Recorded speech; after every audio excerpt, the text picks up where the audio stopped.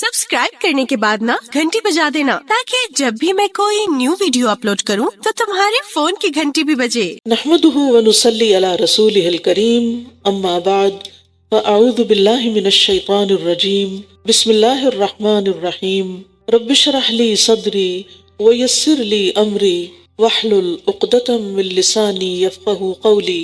अल्हम्दुलिल्लाहिल्लज़ी बियदिही मलकूतु कुल्लि शैइन व हुवा युजीरु व ला युजारु अलैहि, लहुल हम्दु कुल्लुहु व इलैहि यर्जिउल अम्रु कुल्लुहु, ला मलजा वला मंजा मिन्हु इल्ला इलैहि, ला हौला वला कुव्वत इल्ला बिह। हर किस्म की हम्द अल्लाह के लिए है, उसी के हाथ में हर चीज की बादशाहत है और वो पनाह देता है और उसके खिलाफ किसी को कोई पनाह नहीं दे सकता। उसी के लिए हर किस्म की हम्द है और तमाम मामलात उसी की तरफ लौटते हैं। अल्लाह से पनाह की कोई जगह नहीं है और कोई निजात नहीं है मगर उसी की बारगाह में लौट कर जाने में। गुनाह से बचने के लिए कोई ताकत नहीं है और किसी नेकी को करने की कोई कुव्वत नहीं है मगर अल्लाह ही की तौफीक के साथ। आइए हम शुरू करते हैं। तीसरा पारा। तिलकर रुसुलु फद्दलना बअदहुम अला बअद, मिनहुम मन कल्लमल्लाहु व रफ़अ बअदहुम दरजात। ये रसूल, इनमें से बाज को हमने बाज पर फजीलत अता की है। इनमें से बाज वो हैं जिनसे अल्लाह ने कलाम किया और इनमें से बाज को दरजात में बुलंदी अता की। और हमने ईसा इब्न मरियम को वाज़ेह निशानियां अता की और रूहुल कुदस से उसकी तायीद की। और अगर अल्लाह चाहता तो वो लोग जो इनके बाद आए वाज़ेह निशानियां आ जाने के बाद बाहम न लड़ते, लेकिन उन्होंने इख्तिलाफ किया। फिर उनमें से कुछ तो ईमान ले आए और उनमें से कुछ ने कुफ्र किया। और अगर अल्लाह चाहता तो वो बाहम न लड़ते, लेकिन अल्लाह करता है जो वो चाहता है। तिलकर रसूल से मुराद यहाँ वो रसूल हैं जिनका इस सूरत में जिक्र आया है। अंबिया के मुख्तलिफ दर्जात हैं और वो फजीलत में एक दूसरे से ज्यादा हैं, जैसा कि सूरत बनी इसराइल में आता है, वलक़द फद्दलना बादन नबिय्यीन अला बाद। और बिलाशुबा यकीनन हमने बाज नबियों को बाज पर फजीलत बख्शी है। और उन सब अंबिया पर किसको फजीलत हासिल है? मुहम्मदुर रसूलुल्लाह सल्लल्लाहु अलैहि वसल्लम को। रसूलुल्लाह सल्लल्लाहु अलैहि वसल्लम ने फरमाया, क़यामत के दिन मैं आदम की औलाद का सरदार होऊंगा और सबसे पहले मेरी कब्र खुलेगी और सबसे पहले मैं शफात करूंगा और सबसे पहले मेरी शफात कबूल की जाएगी।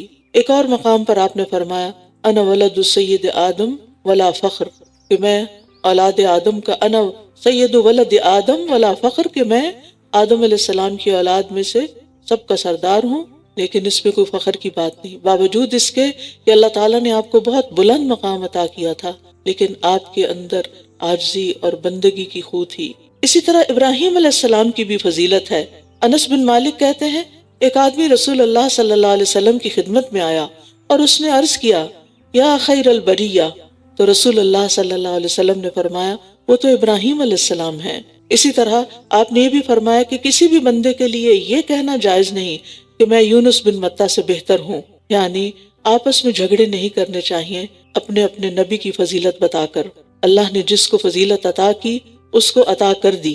वलौ शाअ अल्लाहु मक़्ततल लज़ीना मिन बादिहिम, अगर अल्लाह चाहता तो उनके बाद के लोग आपस में ना झगड़ते।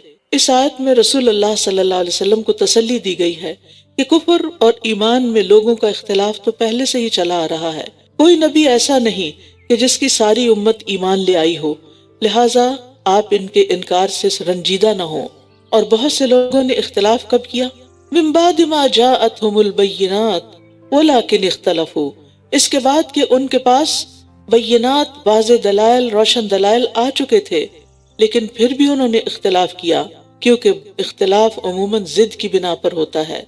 तो कुछ लोग तो ईमान ले आए, लेकिन बाज ने उनमें से कुफ्र किया। और अगर अल्लाह चाहता, अल्लाह की मशीयत ये होती कि वो इख्तिलाफ ना करें और आपस में एक दूसरे को कत्ल ना करें, एक दूसरे से लड़ाई ना करें, तो ऐसा हो जाता। लेकिन अल्लाह ताला ने अपनी खास मसलहत के तहत इंसानों को आज़ादी दी है कि वो जो करना चाहे इस दुनिया में करें और फिर उसका अंजाम तो आखिरत में भुगतेंगे। फिर फरमाया, या अय्युहल्लज़ीना आमनू अनफिकू मिम्मा रज़क़नाकुम मिन क़ब्ल अन यअतिय यौमुन ला बैउन फ़ीही वला ख़ुल्लतुन वला शफ़ाअह वल काफ़िरून हुमुज़ ज़ालिमून।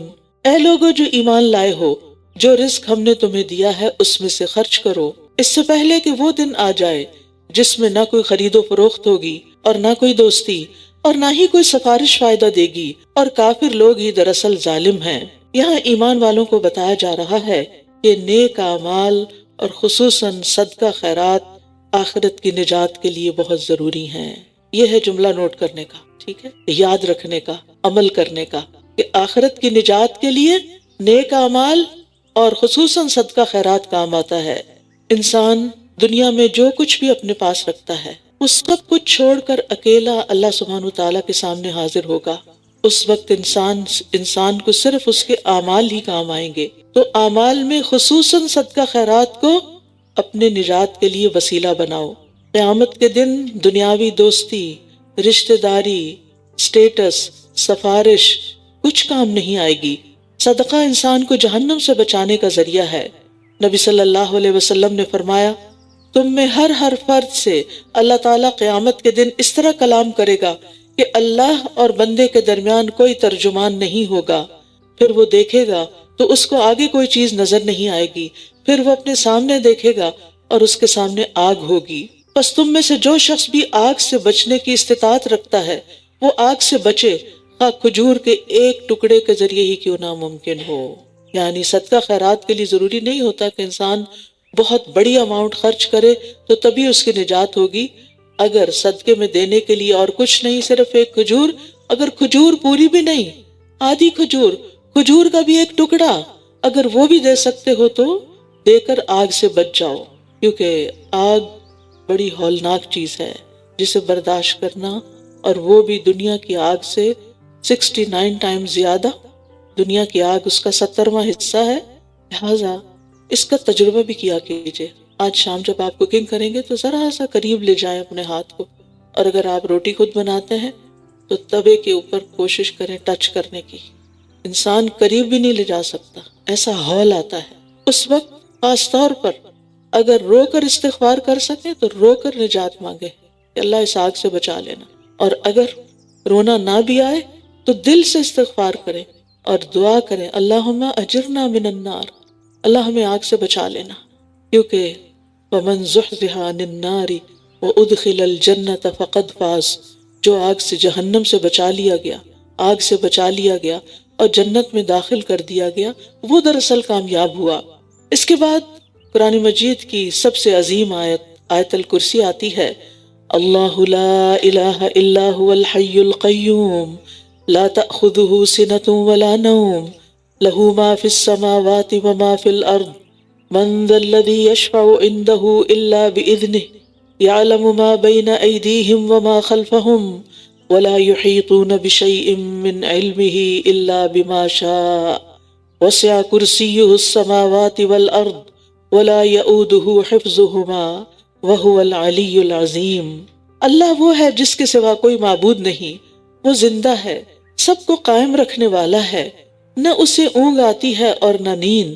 آسمانوں اور زمین میں جو کچھ ہے اسی کا ہے، کون ہے جو اس کے اذن کے بغیر اس کے ہاں سفارش کر سکے؟ وہ جانتا ہے جو ان کے سامنے ہے اور جو ان کے پیچھے ہے، اور وہ اس کے علم میں سے کسی چیز کا احاطہ نہیں کر سکتے مگر جتنا وہ چاہے۔ اس کی کرسی نے آسمانوں اور زمین کو گھیر رکھا ہے، اور ان دونوں کی حفاظت اس کو تھکاتی نہیں، اور وہ بلند تر بہت بڑا ہے۔ ابی بن کعب کہتے کہ رسول اللہ صلی اللہ علیہ وسلم نے فرمایا، اے ابو منذر، کیا تم جانتے ہو تمہارے پاس اللہ کی کتاب میں سے کون سی آیت سب سے بڑی ہے، عظیم ہے؟ فرماتے ہیں، میں نے کہا اللہ اور اس کا رسول بہتر جانتے ہیں۔ آپ نے فرمایا، اے ابو المنذر، کیا تم جانتے ہو کہ تمہارے پاس اللہ کی کتاب میں سے کون سی آیت سب سے بڑی ہے؟ وہ کہتے ہیں، میں نے عرض کیا، اللہ لا الہ الا هو الحی القیوم۔ ابی بن کعب کہتے ہیں کہ آپ صلی اللہ علیہ وسلم نے میرے سینے پہ ہاتھ مارا اور فرمایا، اللہ کی قسم، تم نے درست کہا، اے ابو المنذر، تمہیں یہ علم مبارک ہو۔ یہ ہے وہ علم جو بابرکت ہے، یہ ہے وہ علم جو فائدہ مند ہے۔ اللہم انی اسألک علما نافعا، جس کو یہ نہیں پتا کہ قرآن مجید کی عظیم ترین آیت الکرسی ہے، تو اس کے پاس وہ کون سا علم ہے جو اس کے لیے مبارک ہوگا۔ جو شخص، حدیث میں آتا ہے، جو شخص ہر فرض نماز کے بعد آیت الکرسی پڑھے، اس کو موت کے علاوہ کوئی چیز جنت میں جانے سے روک نہیں سکتی۔ لہٰذا ہر فرض نماز کے بعد پابندی سے اس کو پڑھنا شروع کریں. اگر عادت ہے تو مبارک ہو، اور اگر نہیں تو عادت ڈال لیجئے. اس ایک آیت میں توحید کے 12 دلائل ہیں. اللہ سبحانہ وتعالیٰ کے اسماء و صفات پر مشتمل یہ واحد عظیم آیت ہے. اس میں اللہ سبحانہ وتعالیٰ کے 5 نام ہیں: اللہ، الحی، القیوم، العلی، العظیم. اور رب تبارک و تعالیٰ کی تقریباً 20 سے زیادہ صفات ہیں اس میں.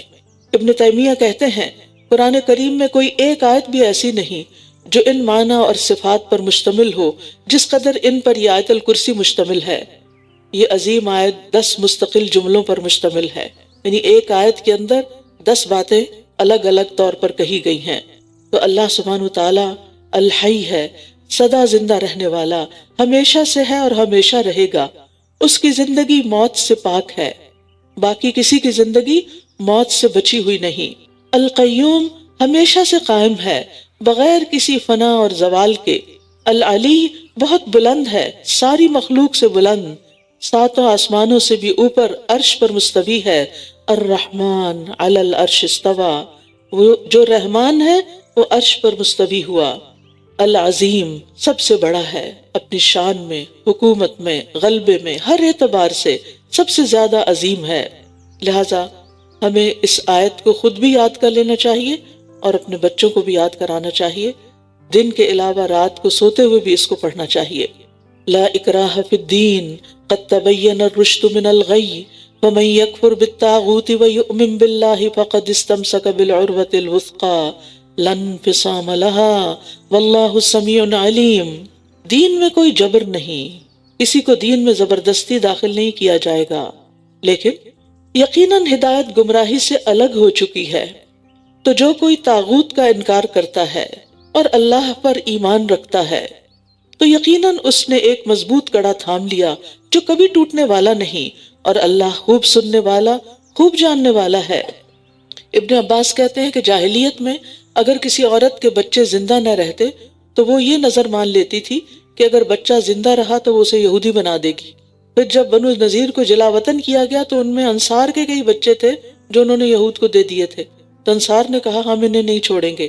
تو بہرحال اس پر یہ آیت نازل ہوئی کہ والدین بھی اپنی اولاد کو زبردستی کسی اور دین میں داخل نہیں کر سکتے. یعنی اگر وہ خود بہک گئے ہیں تو اپنی اولاد کو مجبور کریں کہ وہ بھی ان کے ساتھ گمراہ ہوں تو ایسا نہیں ہوگا. اور اسی طرح اگر کوئی والدین خود مسلمان ہو گئے ہیں تو پھر ان کو اپنی اولاد کو یا والدین کو یا رشتہ داروں کو یا دوستوں کو اسلام کی دعوت تو دینی چاہیے، لیکن جبراً دھمکی دے کر ظلم ستم کے ساتھ اسلام میں داخل نہیں کیا جائے گا. یعنی جو بھی شخص مسلمان ہو سوچ سمجھ کر مسلمان ہو، کیونکہ اگر کوئی کسی پر زبردستی کرے گا تو اس کے دل میں ایمان تو نہیں آئے گا، وہ تو زبردستی کا ایمان تو قبول بھی نہیں ہے، پھر کیا فائدہ. اور یہاں جو لفظ طاغوت استعمال ہوا ہے تو طاغوت ہر وہ چیز ہے جو اللہ کے مقابلے میں سرکشی کرے اور اللہ کو چھوڑ کر اس کی عبادت کی جائے، خواہ جس کی بھی بندگی کی جائے، خواہ وہ کوئی انسان ہو، کوئی لیڈر ہو، شیطان ہو، بت ہو، کوئی تصویر ہو، کوئی درخت ہو، پتھر ہو، کچھ بھی، یعنی جسے اللہ کا ند یا مد مقابل قرار دے دیا گیا ہو. یاد رکھیے طاغوت کی نفی کے بغیر ایمان مکمل نہیں. جب تک ہر قسم کے شرک کی نفی نہ کی جائے اللہ کے لیے اخلاص مکمل نہیں ہو سکتا، کیونکہ شرط ہے فَمَن يَكْفُرْ بِالطَّاغُوتِ وَيُؤْمِن بِاللَّهِ، تو جو اللہ پر ایمان لائے اور طاغوت کا انکار نہ کرے تو وہ مومن نہیں ہو سکتا. اسی لیے ہم جب کلمہ توحید پڑھتے ہیں، اسلام میں داخل ہوتے ہیں تو کیا کرتے ہیں؟ سب سے پہلے کیا کہتے ہیں؟ لا الہ الا اللہ. پہلے سب الہوں کا انکار کرتے ہیں، پھر اللہ سبحانہ وتعالیٰ کا اقرار کرتے ہیں. اللہ ولی الذین آمنوا یخرجہم من الظلمات الی النور. اللہ ان لوگوں کا دوست ہے جو ایمان لائے، وہ انہیں اندھیروں سے روشنی کی طرف نکال لاتا ہے. اور وہ جنہوں نے کفر کا رویہ اختیار کیا ان کے دوست طاغوت ہیں، وہ انہیں روشنی سے اندھیروں کی طرف نکال لے جاتے ہیں. یہی لوگ آگ کے ساتھی ہیں، وہ اس میں ہمیشہ رہنے والے ہیں. یہاں اللہ سبحانہ وتعالیٰ کا ایک اور نام، ایک اور صفت بیان ہوئی ہے کہ وہ الولی بھی ہے، دوست ہے، مددگار ہے، جو اپنے دوستوں کی مدد کرتا ہے. کیسی مدد؟ کہ ان کو اندھیروں سے نکال لاتا ہے. کس کی طرف؟ روشنی کی طرف. اندھیرے 3 طرح کے ہیں، ایک ہے ظلمات الغیب، دوسرا ظلمات الوہم، تیسرا ظلمات الوہم. ظلمات الغیب، ظلمات الغیب، ظلمات الغیب، ظلمات الغیب. ظلمات الغیب کس کی طرف؟ روشنی کی طرف. اندھیرے 3 طرح کے ہیں، نمبر 1 جہالت کا اندھیرا۔ جہالت ایک تاریکی ہے، جیسے ایک نابینا انسان ہوتا ہے اور وہ پریشان ہوتا ہے کہ وہ کدھر کو جائے کدھر نہ جائے، وہ کہیں جا نہیں سکتا، اس کو رستہ نہیں ملتا۔ تو جاہل انسان کو بھی نیکی کے کاموں کا پتہ نہیں چلتا، اس کو رستہ نہیں ملتا۔ دوسرے کفر کا اندھیرا، کفر کی تاریکی، اور اس کے مقابلے میں ایمان کی روشنی ہے۔ جب انسان ایمان لے آتا ہے تو اس کا دل اور چہرہ روشن ہو جاتا ہے۔ تیسرے نافرمانیاں، نافرمانیوں کے اندھیرے، گناہ، اور یہ جزوی تاریکی ہے۔ جتنی بڑی نافرمانی ہوگی اتنا بڑا اندھیرا، اور جتنی چھوٹی نافرمانی اتنا چھوٹا اندھیرا۔ ان 3 اندھیروں کے مقابلے میں 3 نور ہیں، یعنی 3 تاریکیاں ہیں تو 3 نور ہیں۔ جہالت، کفر اور نافرمانی کی تاریکی کے بالمقابل جہالت کے مقابلے میں علم کا نور، کفر کے مقابلے میں ایمان کا نور، اور نافرمانی کے مقابلے میں استقامت کا نور، فرما برداری کا نور۔ اب یہ ہوتا کیسے ہے؟ اللہ تعالیٰ کیسے لے جاتا ہے روشنیوں کی طرف؟ اس کے لیے قرآن مجید میں سورۃ ابراہیم میں آتا ہے الف لام را کتاب انزلناہ الیک لتخرج الناس من الظلمات الی النور باذن ربہم الی صراط العزیز الحمید۔ الف لام را، یہ ایک کتاب ہے جسے ہم نے آپ کی طرف نازل کیا ہے تاکہ آپ لوگوں کو اندھیروں سے روشنی کی طرف نکال لائیں۔ تو قرآن سے ہمیں ایمان بھی ملتا ہے، قرآن سے ہمیں علم بھی ملتا ہے، اور قرآن سے ہمیں علم کی عمل کی طاقت بھی ملتی ہے۔ لہٰذا جو شخص یہ چاہتا ہے کہ اسے اللہ تعالیٰ اندھیروں سے نکال کر روشنیاں عطا کر دے، اسے چاہیے کہ وہ قرآن سے مضبوط تعلق قائم کرے۔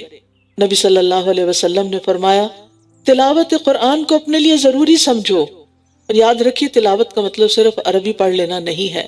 تلاوت قرآن کو اپنے لیے ضروری سمجھو کیونکہ یہ تمہارے لیے زمین پر نور کا سبب ہوگا اور آسمان میں تمہارے لیے ذخیرہ ہوگا، یعنی تمہاری نیکیاں بڑھ جائیں گی، نیکیوں کا ذخیرہ۔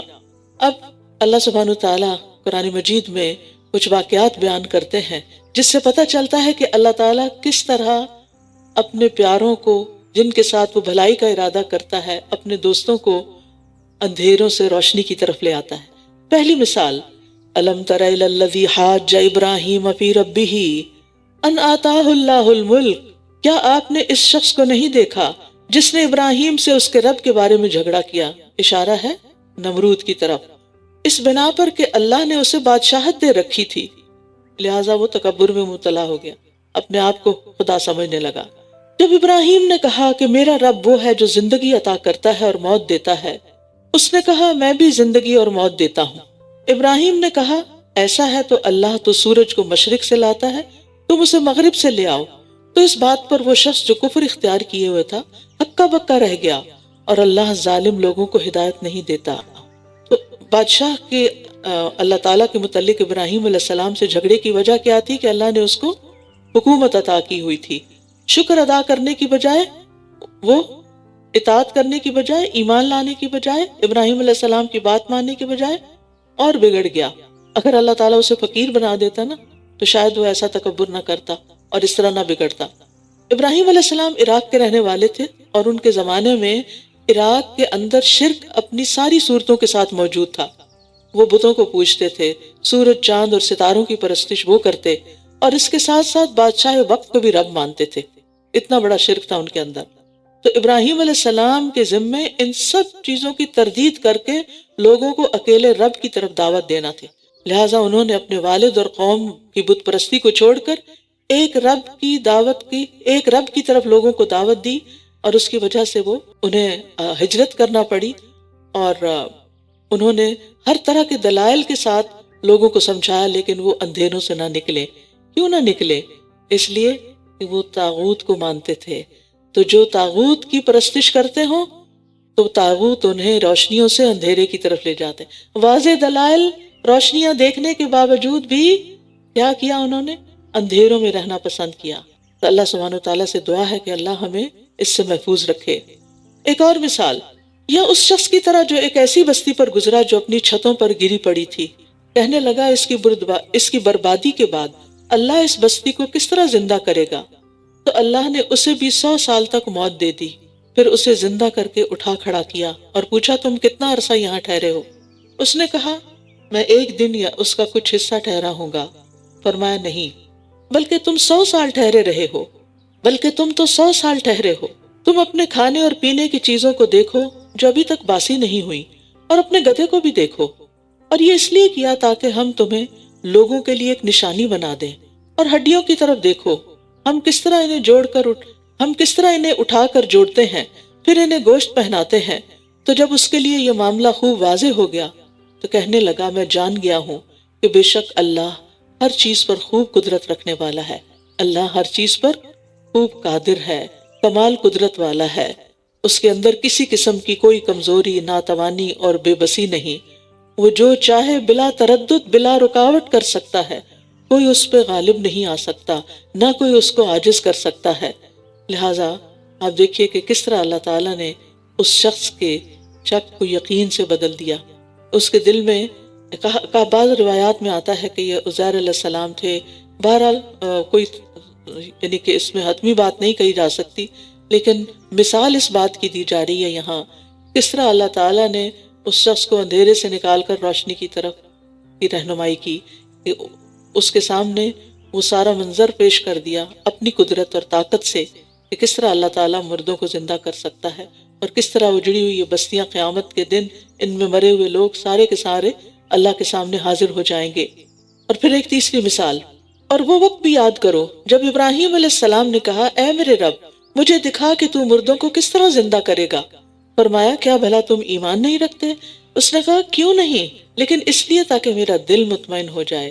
فرمایا تم 4 پرندے لے لو، پھر انہیں اپنے سے مانوس کر لو، پھر ان کو ذبح کر کے ہر پہاڑ پر ان کا ایک حصہ رکھ دو، پھر انہیں بلاؤ، وہ سب تمہارے پاس دوڑتے ہوئے آ جائیں گے، اور جان لو کہ بے شک اللہ بہت زبردست خوب حکمت والا ہے۔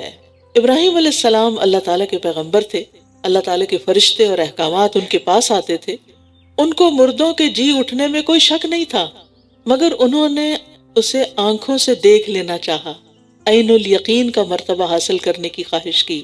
انسانی عادت ہے کہ وہ کسی چیز کو جاننے کے بعد پھر اسے آنکھوں سے دیکھنا بھی چاہتا ہے، اور دیکھ کر جو یقین آتا ہے وہ صرف سن کر نہیں آتا، ان دونوں چیزوں میں فرق ہوتا ہے۔ اگرچہ علم کانوں سے بھی سن کے حاصل کیا جاتا ہے، لیکن جب آپ اس کو خود اپنی آنکھوں سے دیکھتے ہیں اور پڑھتے ہیں تو پھر اس میں اور طرح کا یقین ہوتا ہے۔ چنانچہ ابراہیم علیہ السلام نے علم الیقین کے بعد عین الیقین کا مرتبہ حاصل کرنے کی خواہش کا اظہار کیا، اور پھر اللہ سبحانہ وتعالیٰ نے ان کی یہ خواہش پوری کر دی، اور کس طرح ابراہیم علیہ السلام کے ہاتھوں ہی پرندوں کو ذبح کروا کے ان کی روح پرواز کر گئی، اور انہیں دور دور پہاڑوں، کیونکہ پہاڑ جڑے ہوئے تھوڑی ہوتے، ایک پہاڑ دوسرا دور دور ان کے گوشت کے ٹکڑے مکس کر کے رکھ کے، اور پھر کہا کہ بلاؤ ان کو جیسے تم پہلے بلاتے تھے، اور وہ سب دوڑتے ہوئے چلے آئے۔ کس طرح اللہ کی قدرت کے ساتھ، کیونکہ اللہ العزیز ہے، الحکیم ہے، وہ ہر چیز پر غالب ہے، عزت والا بھی اور غلبے والا بھی ہے، جو چاہے کر سکتا ہے، اور حکمت والا بھی ہے کہ ہر چیز کو سب سے بہتر انداز میں کرتا ہے۔ اس کی ذات اور صفات بے مثال ہیں، اور جیسا چاہے حکم دے اور جس سے جو چاہے کروا لے۔ اب جن کے اندر ایمان پختہ ہو جاتا ہے تو پھر وہ اللہ تعالیٰ کے حکم پر عمل کرتے ہیں۔ پیچھے ہم نے ایمان والوں کے لیے جو حکم پڑھا وہ کیا تھا کہ اللہ کے مال میں سے خرچ کرو۔ اب یہاں انفاق فی سبیل اللہ کے بارے میں کچھ آیات آئیں گی۔ مثل الذین ينفقون اموالهم فی سبیل اللہ کمثل حبۃ انبتت 7 سنابل فی کل سنبلۃ 100 حبۃ واللہ یضاعف لمن یشاء واللہ واسع علیم۔ جو لوگ اپنے مال اللہ کے راستے میں خرچ کرتے ہیں ان کے خرچ کی مثال ایک دانے کی طرح ہے جس نے 7 بالیاں اگائیں، یعنی 7 شاخیں نکلی اس میں سے، جس کی ہر بالی میں 100 دانے ہوں، اور اللہ جس کے لیے چاہتا ہے اور بھی زیادہ بڑھا دیتا ہے، اور اللہ وسعت والا خوب جاننے والا ہے۔ یہاں فی سبیل اللہ سے مراد اللہ کا راستہ، یعنی اسلام کے راستے میں، دین کے راستے میں، دین کی ترقی کے لیے، خیر و بھلائی کو عام کرنے کے لیے اپنا مال خرچ کرنا مراد ہے۔ رسول اللہ صلی اللہ علیہ وسلم نے فرمایا جس نے اللہ کی راہ میں کوئی چیز خرچ کی اس کے لیے اس کا 700 گنا لکھا جاتا ہے۔ چھوٹی سی مثال، مثلا آپ کسی کو کوئی ایک کارڈ دیتے ہیں کہ یہ پڑھ لو، کوئی اسلام کے بارے میں پیمفلٹ دیتے ہیں، کہیں بل بورڈ پر قرآن کی کوئی آیت لکھوا کے لوگوں میں اسلام کی تعلیم کو عام کرتے ہیں. یہ سب کیا ہے؟ فی سبیل اللہ، یعنی فی سبیل الاسلام، اسلام کی ترقی کے لیے لوگوں کو دین کی تعلیم دیتے ہیں، لوگوں کتابیں چھپواتے ہیں، کتابیں بانٹتے ہیں، یا اسی طرح آج کل جیسے سوشل میڈیا کے ذریعے دین کی تعلیم کو عام کیا جا رہا ہے، یا ادارے بنائے جاتے ہیں، یا پھر اداروں کی مینٹیننس ہوتی ہے.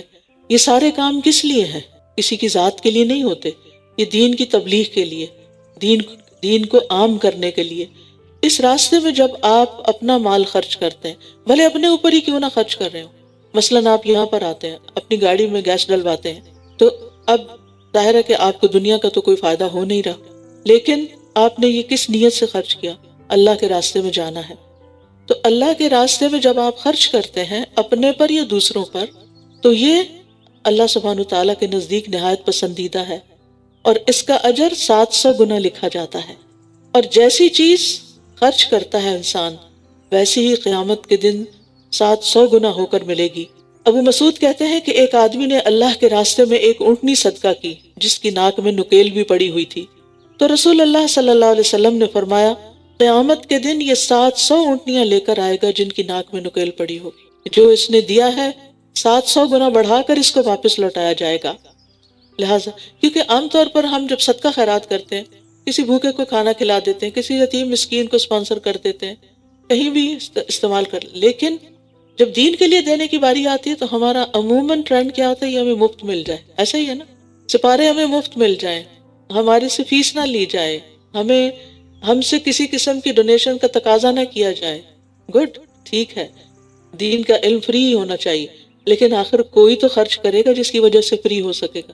اور اگر سارے لوگ صرف لینے والے ہوں اور دینے والا کوئی بھی نہ ہو تو یہ کام کیسے چل سکتا ہے؟ تو ہر نیکی کا اجر 10 گنا ہوتا ہے، لیکن دین کے راستے میں خرچ کرنے کا اجر 10 سے 700 گنا تک ہے. الذین ينفقون اموالهم فی سبیل اللہ ثم لا يتبعون ما انفقوا منا ولا اذى لهم اجرهم عند ربهم ولا خوف علیہم ولا هم يحزنون. جو لوگ اپنے مال اللہ کے راستے میں خرچ کرتے ہیں، پھر خرچ کرنے کے بعد نہ احسان جتاتے ہیں اور نہ ہی اذیت دیتے ہیں، ان کے لیے ان کا اجر ان کے رب کے پاس ہے، اور ان پر نہ تو کوئی خوف ہوگا اور نہ ہی وہ غمگین ہوں گے. تو یہاں یہ بتایا جا رہا ہے کہ خرچ اللہ کی رضا کے لیے جب کیا جائے تو کسی کو بھی دے کر احسان نہ جتایا جائے. یعنی کسی کو یہ نہ کیا جائے کہ میں نے تو اتنا یہاں ڈونیٹ کیا ہے اور مجھے تو کوئی عزت نہیں دی جاتی، مجھے تو کوئی کسی کرسی پہ نہیں بٹھایا جاتا، اور اس طرح کے مختلف احسانات جتانا کہ میں نے بہت کچھ کیا اور مجھے ریٹرن کچھ نہیں مل رہا. یہ ریٹرن آپ نے بندوں سے نہیں لینا، اللہ سے لینا ہے، لہٰذا اس کو تو مینشن بھی نہیں کرنا. اسی لیے عام طور پر الہدا میں کیا ٹرینڈ ہے کہ باکسز رکھ دیے جاتے ہیں کہ جن میں خاموشی سے لوگ ڈال دیں جو ان کے اور اللہ کے بیچ میں راز ہو، اور قیامت کے دن وہ ان کے لیے وہیں سے سب اللہ سبحانہ وتعالیٰ کے ہاتھ سے وہ پھر 1 گنا بڑھا ہوا اس کا اجر لیں. تو وہ عزت جو وہاں ملے گی اور وہ ریوارڈ جو وہاں ملے گا وہ یہاں تو کوئی بھی نہیں دے سکتا. اگر آپ دکھا کے بھی دیں گے تو کیا ہوگا؟ زیادہ لوگ کہیں گے واہ بھائی واہ بہت خرچ کرتا ہے، اس کے بعد کیا ہوگا؟ وہ بھول جائیں گے، اور کچھ دن کے بعد آپ بھی بھول جائیں گے، آگے کے لیے کچھ بھی نہیں رہے گا. لہٰذا فی سبیل اللہ اپنا وقت دیں یا مال دیں یا صلاحیتیں لگائیں یا اپنے اوقات کو والنٹیئر کریں، یہ سارے کا سارا صرف اور صرف اللہ کی رضا کے لیے کریں، کسی پر احسان نہ جتائیں. اچھا، احسان بعض اوقات ہم اپنی زبان سے جتاتے ہیں، لیکن بعض اوقات اپنے موڈز کے ذریعے، اپنے جیسچر کے ذریعے، اپنے رویے کے ذریعے، کہ وہ اس میں ہم کھچا رہنا شروع کر دیتے ہیں. جب ہماری مرضی کے خلاف کوئی چیز ہو جاتی ہے تو پھر ہم پیچھے ہٹنا شروع ہو جاتے ہیں، ہمارے عمل میں استقامت ختم ہو جاتی ہے. تو ان سب چیزوں سے بچنا چاہیے اور خرچ کرنا چاہیے اللہ ہی کی خاطر.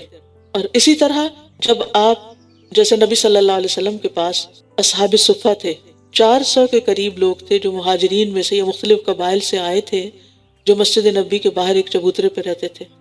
آج بھی اگر آپ کو 400 لوگوں کو کہیں ٹھہرانا پڑے، کبھی شادیوں میں مہمانوں کو ٹھہرایا ہوگا، 400 لوگوں کو اپنے پاس ٹھہرانا پڑے تو کیا حال ہوگا؟ پھر کتنا چاہیے ہوگا؟ اب ہوتا کیا تھا کہ انصار کے باغات تھے، وہ اپنی کھجوریں وغیرہ اتار کے مسجد نبی کے صحن میں لٹکا کے چلے جاتے تھے. تو یہ جو اصحاب صفہ تھے جو دن رات وہاں پر رہتے تھے وہ اس میں سے جس کو بھوک لگتی وہ جا کے کچھ کھجوریں لیتا اور کھا لیتا. وہاں بڑی بڑی دیگیں کوئی نہیں پکتی تھی، وہاں بڑے بڑے کھانے نہیں کھلائے جاتے تھے. وہ لوگ چند کھجوروں پر گزارا کر لیتے تھے اور کبھی سارا سارا دن بھوکے رہتے تھے. ابو ہریرہ رضی اللہ عنہ یمن سے ہجرت کر کے آئے تھے، اور آپ کو معلوم ہے کہ علم حاصل کرنے کی وجہ سے وہ کوئی کام کاج نہیں کر سکتے تھے، جس کے نتیجے میں بعض اوقات بھوک کے مارے وہ بے ہوش ہو جاتے تھے، ان کے پاس کھانے کو کچھ نہیں ہوتا تھا.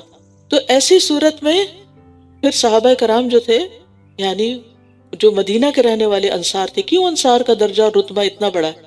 کیونکہ انہوں نے اللہ کے راستے میں دل کھول کے اپنا سب کچھ خرچ کیا، اپنے گھر شیئر کیے، اپنے باغات میں کام پہ لگایا لوگوں کو، اور بھی بہت طرح فیسیلیٹیٹ کیا. تو ایسے میں انسان چاہے کیش دے، کائنڈ دے، کچھ بھی دے، چاہے کسی باکس میں ڈالے یا ویسے کسی طرح خرچ کرے، صرف اور صرف اللہ کی محبت میں. وَيُطْعِمُونَ الطَّعَامَ عَلَىٰ حُبِّهِ مِسْكِينًا وَيَتِيمًا وَأَسِيرًا، اور وہ کھانا کھلاتے ہیں اس کی محبت پر، مسکین اور یتیم اور قیدی کو، اور کہتے ہیں ہم تو صرف تمہیں اللہ کے چہرے کی خاطر کھلا رہے ہیں، نہ تم سے کوئی بدلہ چاہتے ہیں، نہ شکریہ چاہتے ہیں. تو کسی کو بھی کچھ دے کر احسان جتلانا یا اس کے مقابلے میں مزید کسی چیز کا مطالبہ کرنا، یہ پھر عمل کو ضائع کر دیتا ہے. نبی صلی اللہ علیہ وسلم کو ابتدائی وحیوں میں ہی بتا دیا گیا تھا وَلَا تَمْنُن تَسْتَكْثِرْ، احسان اس لیے نہ کرو کسی پر کہ تم اس سے اور زیادہ حاصل کر سکو. یعنی بعض اوقات ہم اس پر احسان کرتے ہیں جس سے ہمیں کوئی بینیفٹ ہو، اور اس پر احسان نہیں کرتے جو حقیقی ضرورت مند ہو لیکن اس سے ہمیں کوئی بینیفٹ حاصل نہ ہوتا ہو. تو کسی کو کچھ دے کے احسان جتلانا کبیرہ گناہ ہے. ابو ذر کہتے ہیں کہ رسول اللہ صلی اللہ علیہ وسلم نے فرمایا 3 آدمی ایسے ہیں کہ اللہ تعالیٰ ان سے قیامت کے دن کلام نہیں کرے گا، نہ ان کی طرف دیکھے گا، نہ انہیں پاک کرے گا، اور ان کے لیے عذاب علیم ہے. رسول اللہ صلی اللہ علیہ وسلم نے 3 بار یہ بات فرمائی. ابو ذر نے عرض کیا وہ تو ناکام و نامراد ہو گئے یا رسول اللہ، وہ ہیں کون؟ آپ نے فرمایا کپڑا لٹکانے والا، یعنی تکبر کی خاطر کپڑا نیچے لٹکا کے چلے، زمین پہ رولتا ہوا ہے. احسان جتانے والا اور جھوٹی قسم کے ساتھ اپنا مال فروخت کرنے والا. نبی صلی اللہ علیہ وسلم نے فرمایا احسان جتانے والا، ماں باپ کا نافرمان اور عادی شرابی جنت میں نہیں جائیں گے. اللہ تعالیٰ ہمیں ان گناہوں سے محفوظ رکھے. اچھی بات کرنا اور درگزر کر دینا اس صدقے سے بہت بہتر ہے جس کے بعد اذیت دی جائے، اور اللہ بہت بے نیاز بے حد بردبار ہے. یعنی اگر کوئی صدقہ نہیں کر سکتا تو اچھے الفاظ سے معذرت کر لے، سائل کے اصرار پر بدتمیزی اور غصہ نہ کرے، اور درگزر سے کام لے، کیونکہ اللہ سبحانہ وتعالیٰ کتنا بردبار ہے، غنی ہے، حلیم ہے. لہٰذا ہمیں بھی لوگوں کے ساتھ اچھا معاملہ ہی کرنا چاہیے، چاہے ان کے رویے ہمیں پسند نہ بھی آئیں، کیونکہ کشادہ چہرے سے ملنا بھی صدقہ ہے، بھلی بات کرنا بھی صدقہ ہے. الکلمۃ الطیبۃ صدقہ، اور بھلی بات کرنا آگ سے بچاؤ کا ذریعہ ہے. یا ایھا الذین آمنوا لا تبطلوا صدقاتکم بالمن والاذی، اے لوگو جو ایمان لائے ہو اپنے صدقات کو احسان جتا کر اور اذیت دے کر ضائع مت کرو. اس شخص کی طرح جو اپنا مال لوگوں کو دکھانے کے لیے خرچ کرتا ہے اور اللہ اور یوم آخرت پر ایمان نہیں رکھتا، تو اس کی مثال صاف چٹان کی طرح ہے جس پر مٹی ہو، پھر اس پر تیز بارش پڑے تو وہ اس کو صاف چٹان کی طرح چھوڑ دے، اور جو کچھ انہوں نے کمایا اس میں سے کسی چیز پر بھی یہ قدرت نہیں پائیں گے، اور اللہ کفر کرنے والوں کو ہدایت نہیں دیتا. مدینہ میں منافقین بھی تھے، بظاہر مسلمان تھے، لیکن وہ اپنا مال ریاکاری کرتے ہوئے خرچ کرتے تھے، دکھاوا کر کے خرچ کرتے تھے تاکہ لوگوں کی نظروں میں جج جائیں، لوگوں کی نظروں میں بڑے بن جائیں، اچھے بن جائیں. اس سے ایمان والوں کو منع کر دیا گیا کہ کسی کو صدقہ دینے کے بعد اس پہ ایک تو احسان نہیں جتاؤ، تکلیف نہیں دو، اور اسی طرح اس منافق کی طرح اپنے اعمال کو ضائع نہ کرو جو صرف دکھاوے کے لیے اپنا مال خرچ کرتا ہے اور اس کا اللہ تعالیٰ اور یوم آخرت پر ایمان نہیں. وہ شروع میں پڑھا تھا ہم نے نا کہ وَمِنَ النَّاسِ مَن يَقُولُ آمَنَّا بِاللَّهِ وَبِالْيَوْمِ الْآخِرِ وَمَا هُمْ بِمُؤْمِنِينَ. کچھ لوگ کہتے ہیں ہم ایمان لائے لیکن وہ ہوتے نہیں ہیں مومن. تو یہ ان کی علامات ہیں، کیونکہ جس کو آخرت میں ملنے کا ریوارڈ واپس، یعنی جس کو آخرت میں بدلہ ملنے کا یقین ہو، اسے دکھاوے کا شوق نہیں رہتا، اس کو لوگوں کو دکھا کے مزہ بھی نہیں آتا. کچھ لوگ ہوتے ہیں تعریف کے بھوکے ہوتے ہیں، ہم ایسا کام کریں کہ لوگ بس ہماری واہ واہی کرتے رہیں. یہ بھی ایک خناس ہوتا ہے جو ذہن میں بھر جاتا ہے، اس سے بھی باہر نکلنا چاہیے. ہمیں ہماری اصل توجہ اس بات پہ ہونی چاہیے کہ کہ ہم جو کچھ کر رہے ہیں وہ اللہ کی نگاہ میں قابل قبول ہے یا نہیں۔ تو یہاں ایک مثال دی گئی کہ جس طرح ایک ریاکار بظاہر خرچ کرتا نظر آتا ہے، لیکن حقیقت میں اس کی مثال صاف چٹان کی سی ہے جس پہ تھوڑی سی مٹی جمی ہو۔ ترابن تنوین جو ہے تقلیل کے لیے ہے، اور دیکھنے والا اسے قابل کاشت خیال کرے، لیکن جو ہی بارش ہو ساری مٹی دھل جائے اور پتھر کا پتھر باہر رہ جائے۔ تو اسی طرح ریاکار اپنے اعمال قیامت کے دن اپنے نامہ اعمال میں دیکھ نہیں پائیں گے، سب مٹ چکے ہوں گے۔ تو اوپر کی آیت مخلص مومن کے صدقہ خیرات کی مثال تھی، جو صرف رضا الہی کے لیے خرچ کرتا ہے، اور یہ مثال منافق کی ہے، ریاکار کی ہے، جس کا ایمان ہی نہیں۔ پھر فرمایا اور جو لوگ اپنے مال اللہ کی رضامندی چاہنے اور اپنے دلوں کے جماؤ کے ساتھ خرچ کرتے ہیں، پورے اطمینان کے ساتھ، شرح صدر کے ساتھ، دل کے سکون اور خوشی کے ساتھ، ان کی مثال اس باغ کی طرح ہے جو اونچی جگہ پر ہو، جس پر تیز بارش برسے تو وہ اپنا پھل دگنا لائے، پھر اگر اس پر تیز بارش نہ بھی برسے تو فواری کافی ہے، اور جو عمل بھی تم کرتے ہو اللہ اسے خوب دیکھنے والا ہے۔ اب یہاں ریاکاروں کے مقابلے میں مخلص اہل ایمان کی مثال دی گئی ہے کہ ان کے اندر ایمان بھی ہوتا ہے، تثبیت قلب بھی ہوتی ہے، اور ان کی خرچ کرنے کی مثال اس باغ کی سی ہے جو کسی پرفضا اور بلند مقام پر ہو، اگر اس پر زور کی بارش ہو تو دوسرے باغوں سے دگنا پھل لاتا ہے، اگر زور کی بارش نہ بھی ہو تو ہلکی بارش ہی کافی ہے۔ یہی حالت مومن کے عمل کی ہے، وہ کسی صورت میں ضائع نہیں ہوتا بلکہ اللہ تعالیٰ اسے قبول کرتا ہے۔ زور کی بارش سے مراد زیادہ مال خرچ کرنا، اور طل یعنی شبنم سے مراد تھوڑا مال خرچ کرنا۔ اگر نیت درست ہے تو زیادہ خرچ کرنا زیادہ ثواب کا باعث ہے، اور تھوڑا خرچ کرنا بھی کام آ جاتا ہے۔ جیسے صاف ستھری زمین پر باغ ہو، جتنا می برسے گا اتنا ہی فائدہ زیادہ ہوگا، ورنہ تھوڑا بھی ہو تو باغ کو کافی ہو جائے گا۔ تو نیت اگر درست نہیں تو بڑے سے بڑا ڈھیر بھی مال کا خرچ کر دیں تو کچھ فائدہ نہیں۔ تو اللہ سبحانہ وتعالیٰ صرف خالص عمل ہی قبول کرتا ہے۔ حدیث میں آتا ہے، نبی صلی اللہ علیہ وسلم نے فرمایا، اے لوگو اپنے اعمال کو اللہ کے لیے خالص کرو، کیونکہ اللہ عز و جل اسی عمل کو قبول کرتا ہے جو خالص اسی کے لیے کیا جائے۔ اب دیکھیں قیامت کے دن کیا حسرت ہوگی لوگوں کو جب ان کے اعمال انہیں دکھائے جائیں گے کہ یہ عمل تھے جو تم نے لوگوں کے لیے کیے تھے، اللہ سبحانہ وتعالیٰ کے ہاں ان کا کوئی اجر آج تمہارے پاس نہیں ہے، تمہارے لیے نہیں ہے۔ اس وقت انسان کا حال کیا ہوگا کہ یہ میں نے کیا تھا، یہ میں نے دیا تھا، لیکن اس پر آج میرے لیے کچھ بھی اجر نہیں، ہاں کچھ بھی نہیں، یہ سب ضائع، ردی، بیکار، کنڈم، اللہ تعالیٰ کو پسند ہی نہیں آیا کیونکہ یہ اللہ کے لیے تھا ہی نہیں۔ کتنا بڑا دھوکہ ہے کہ انسان اس بات پہ خوش ہوتا ہے جس پہ لوگ خوش ہوں، اور وہ کام نہیں کرتا جس سے اللہ راضی ہو۔ تو اس دن سے بچنا، اس دن کا جو عدل ہے اللہ کا، اس سے ڈرنا چاہیے کہ ایسا نہ ہو کہ کیا کرایا ضائع ہو جائے، پانی پھر جائے۔ لہٰذا دعا بھی کرتے رہنا چاہیے کہ یا اللہ اگر مجھ سے ایسی غلطیاں ہوئی ہیں تو تو معاف کر دے، اور میرے وہ اعمال ری انسٹیٹ ہو جائیں، دوبارہ واپس آ جائیں۔ اللہ وہ سب تیرے لیے، جو ہو چکا تو ہو چکا، تو مجھے معاف کر دے اور آئندہ کے لیے توفیق عطا کر دے۔ پھر فرمایا کیا تم میں سے کوئی یہ چاہے گا کہ اس کا کھجوروں اور انگوروں کا ایک باغ ہو جس کے نیچے نہریں بہتی ہوں، اس کے لیے اس میں ہر طرح کے پھل ہوں، اور اسی حال میں اس کو بڑھاپا آ پہنچے اور اس کے بچے ابھی کمزور ہوں، تو اچانک اس پر ایک بگولا آ پڑے جس میں آگ بھری ہوئی ہو تو وہ جل کر راکھ ہو جائے۔ اسی طرح اللہ تمہارے لیے آیات کھول کر بیان کرتا ہے تاکہ تم غور و فکر کرو۔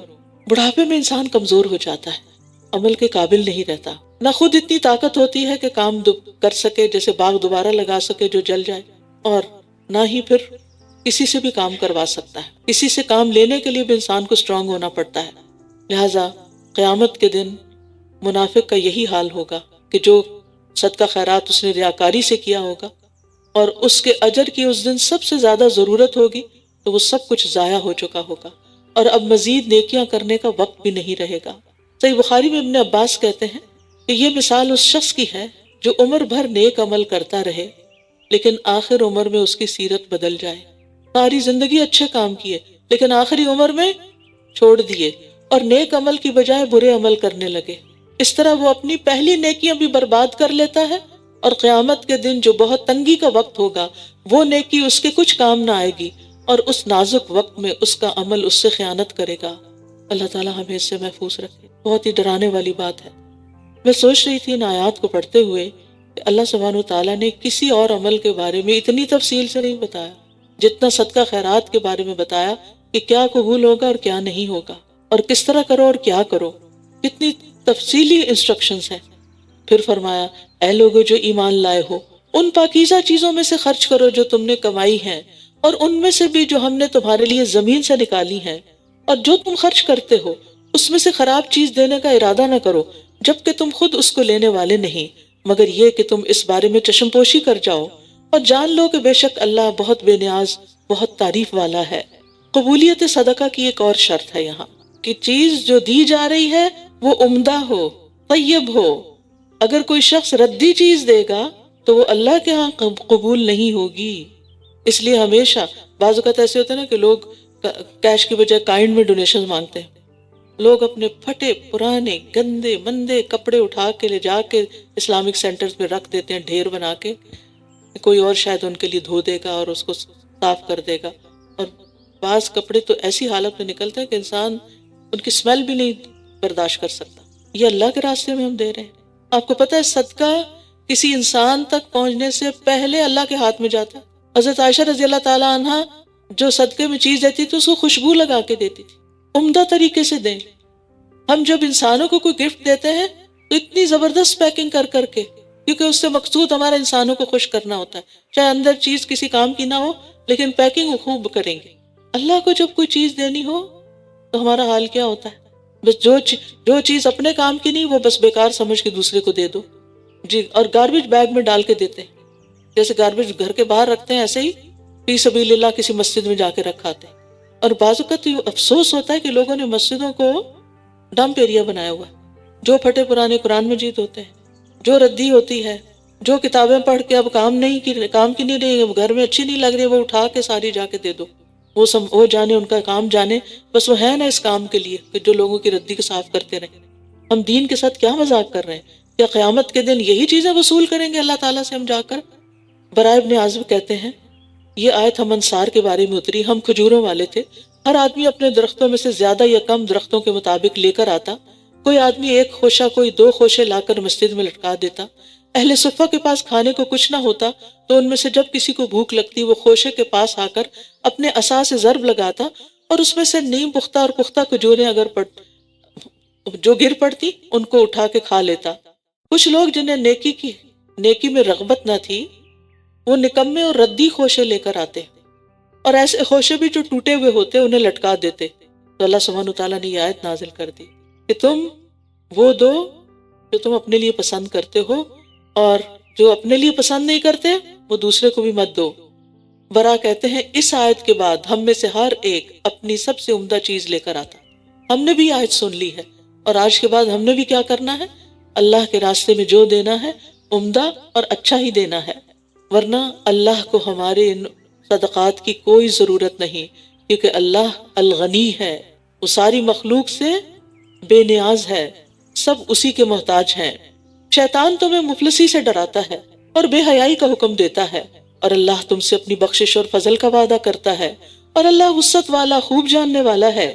یہاں شیطان کے وسوسے سے ہوشیار رہنے کی تلقین کی جا رہی ہے، کیونکہ انسان جب صدقہ کرنا چاہتا ہے تو شیطان آڑے آ جاتا ہے، دل میں وہم اور وسوسے پیدا کرتا ہے کہ اگر تم نیک کاموں میں خرچ کرو گے تو فقیر ہو جاؤ گے، اور پھر شرمناک بخل کی ترغیب دیتا ہے اور اکساتا رہتا ہے۔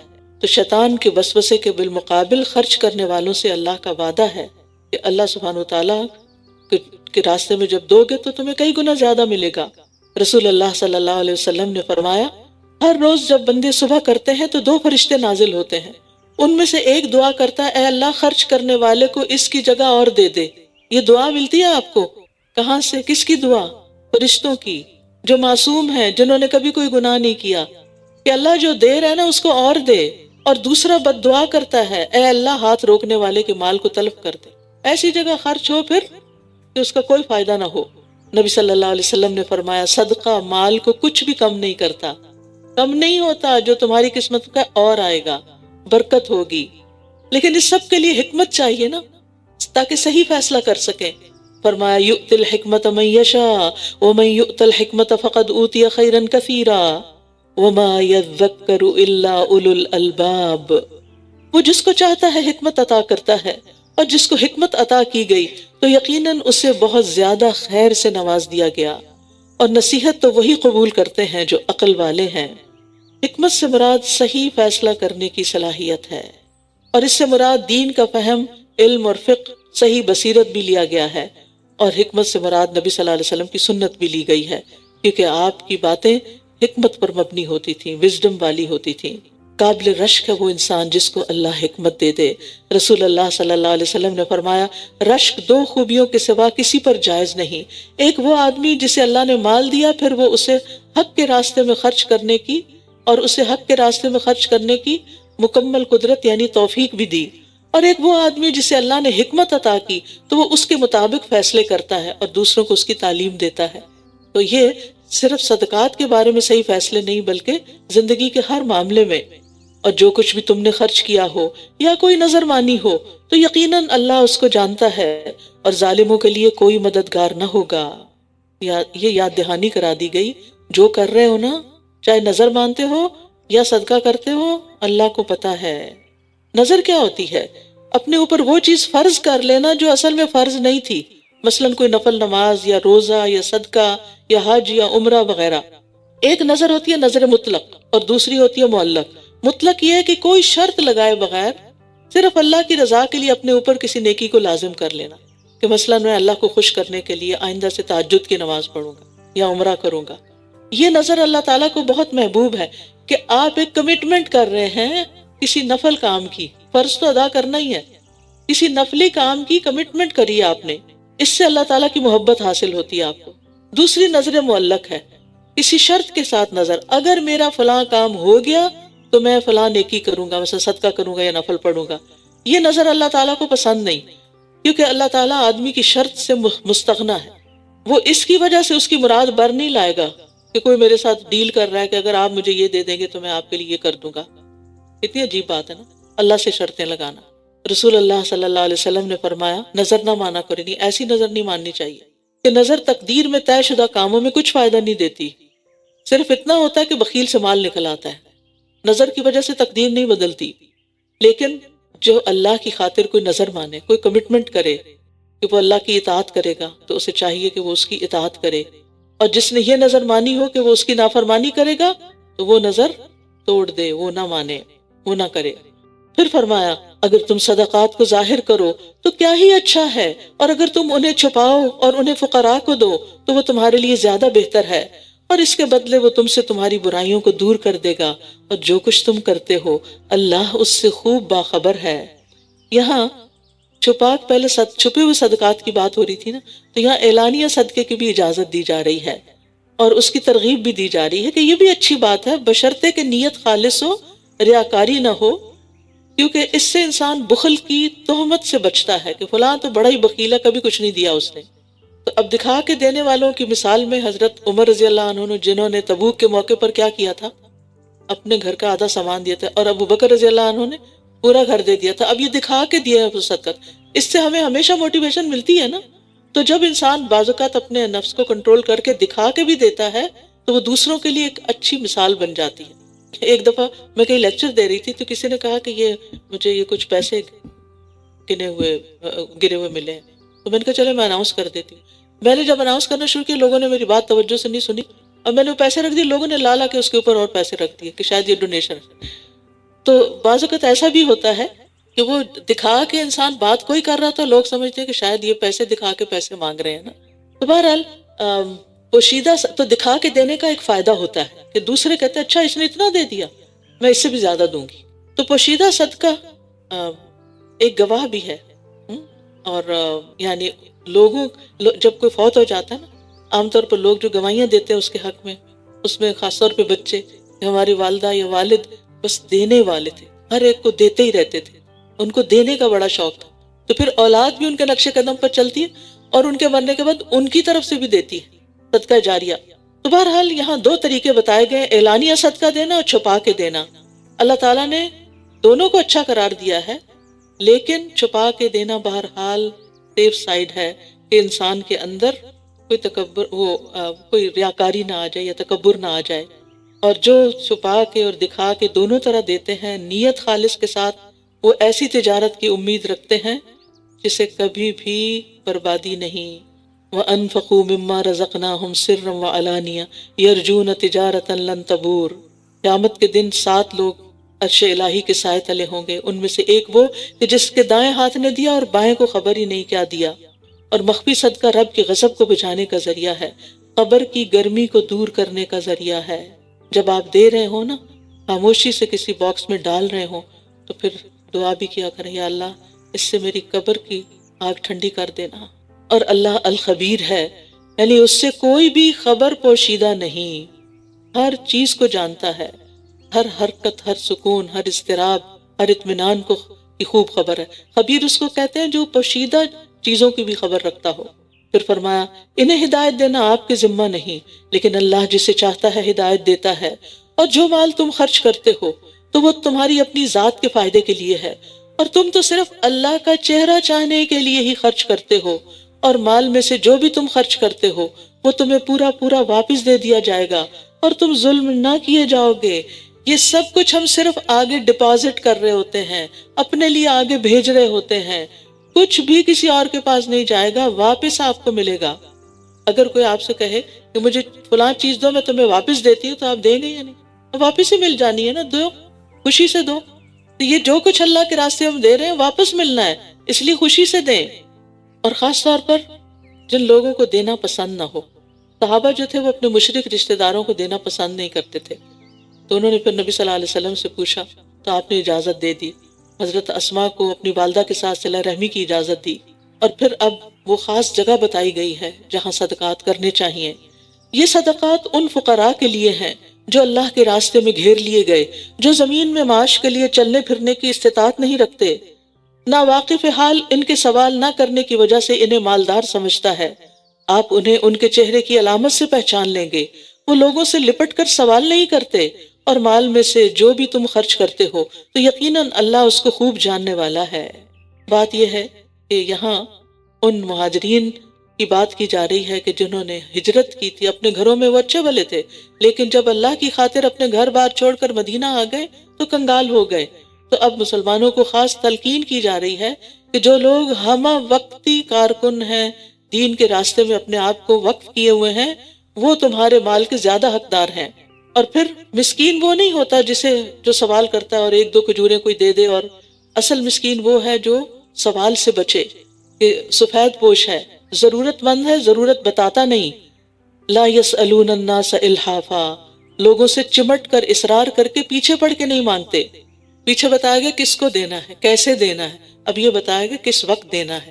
الذین ينفقون اموالهم باللیل والنہار سرا وعلانیہ فلہم اجرہم عند ربہم ولا خوف علیہم ولا ہم یحزنون۔ وہ لوگ جو اپنے مال رات اور دن چھپے اور کھلے خرچ کرتے ہیں تو ان کے لیے ان کا اجر ان کے رب کے پاس ہے، اور ان پر نہ کوئی خوف ہوگا اور نہ ہی وہ غمگین ہوں گے۔ آ رہا ہے رمضان، موقع خرچ کرنے کا، دن کو بھی اور رات کو بھی۔ دن کو روزے کی حالت میں دورہ قرآن پہ جاتے ہوئے، اور رات کو قیام کے لیے مسجد جاتے ہوئے، دونوں اوقات کھلے ہیں، سرن و علانیہ، اور دونوں طرح دے سکتے ہیں۔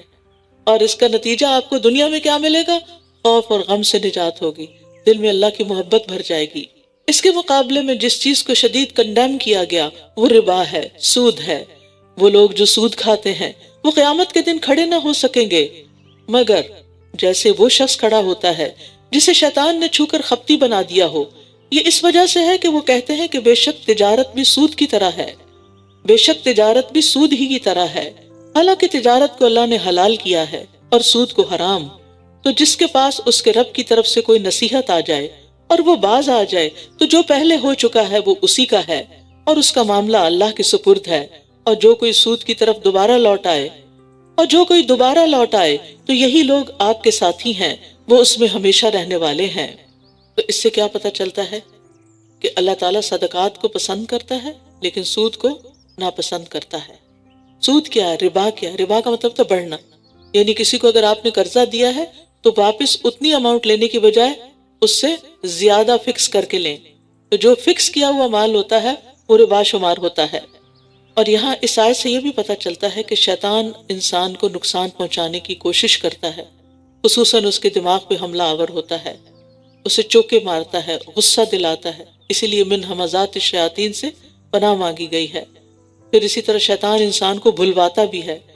حضرت ایوب علیہ السلام نے کہا تھا انی مسنی الشیطان بنصب وعذاب، بے شک شیطان نے مجھے بڑا دکھ اور تکلیف پہنچائی ہے، یعنی بعض بیماریوں کا سبب بھی شیطان بنتا ہے۔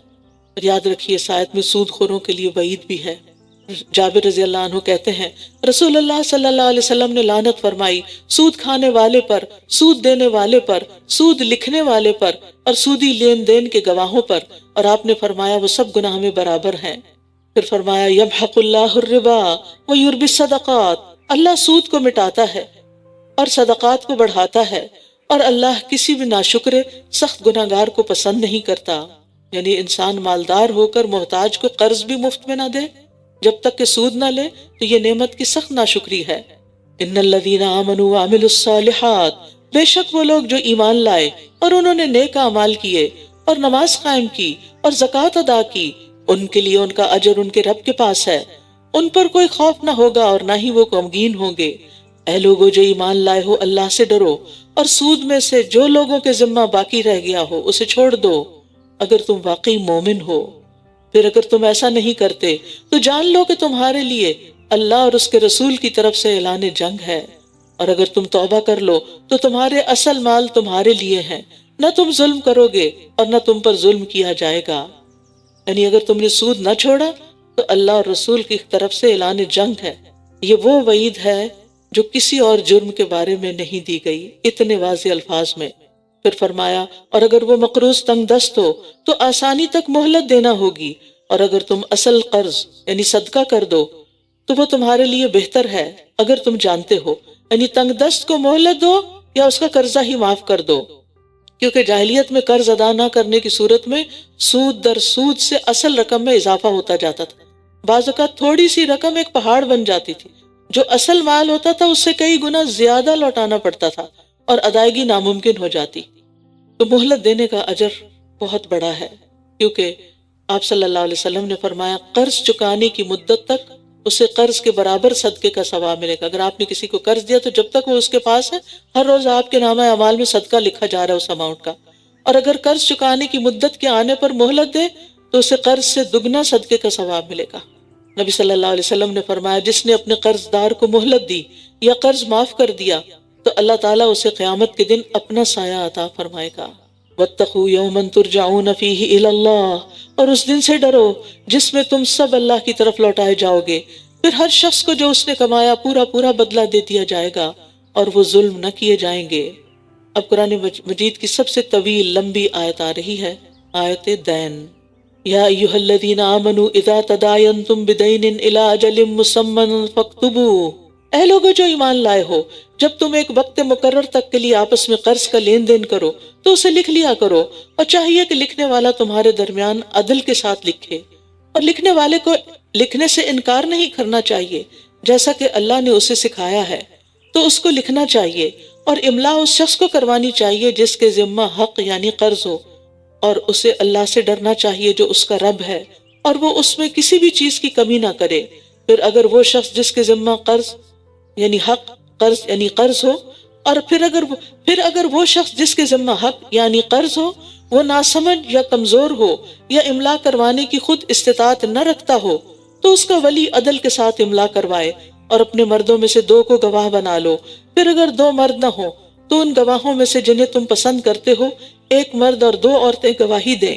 سہولت کے لیے، آسانی کے لیے 2 عورتوں کا کہا گیا کہ اگر ان دونوں میں سے 1 عورت بھول جائے تو ان میں سے ایک دوسری کو یاد دہانی کرا دے، اور گواہ جب گواہی دینے کے لیے بلائے جائیں تو وہ انکار نہ کریں، اور قرض چھوٹا ہو یا بڑا اس کے مقرر وقت تک کے لیے اس کی دستاویز لکھنے میں تم سستی نہ کرو، یہ اللہ کے نزدیک زیادہ انصاف والا ہے اور گواہی دینے کے لیے زیادہ درست ہے، اور زیادہ قریب ہے کہ تم فریقین یعنی تم لوگ یعنی فریقین شک میں نہ پڑو، مگر یہ کہ نقد تجارت ہو جس کا تم آپس میں لین دین کرتے ہو، تو تم پر کچھ گناہ نہیں کہ تم اس کو نہ لکھو، اور جب تم باہم خرید و فروخت کرو تو احتیاطاً گواہ مقرر کر لیا کرو، اور دستاویز لکھنے والے اور گواہی دینے والے کو نقصان نہ پہنچایا جائے، اور اگر تم ایسا کرو گے تو یقیناً یہ تمہاری سخت نافرمانی ہوگی، اور اللہ سے ڈرو، اور اللہ تمہیں سکھاتا ہے، اور اللہ ہر چیز کو خوب جاننے والا ہے۔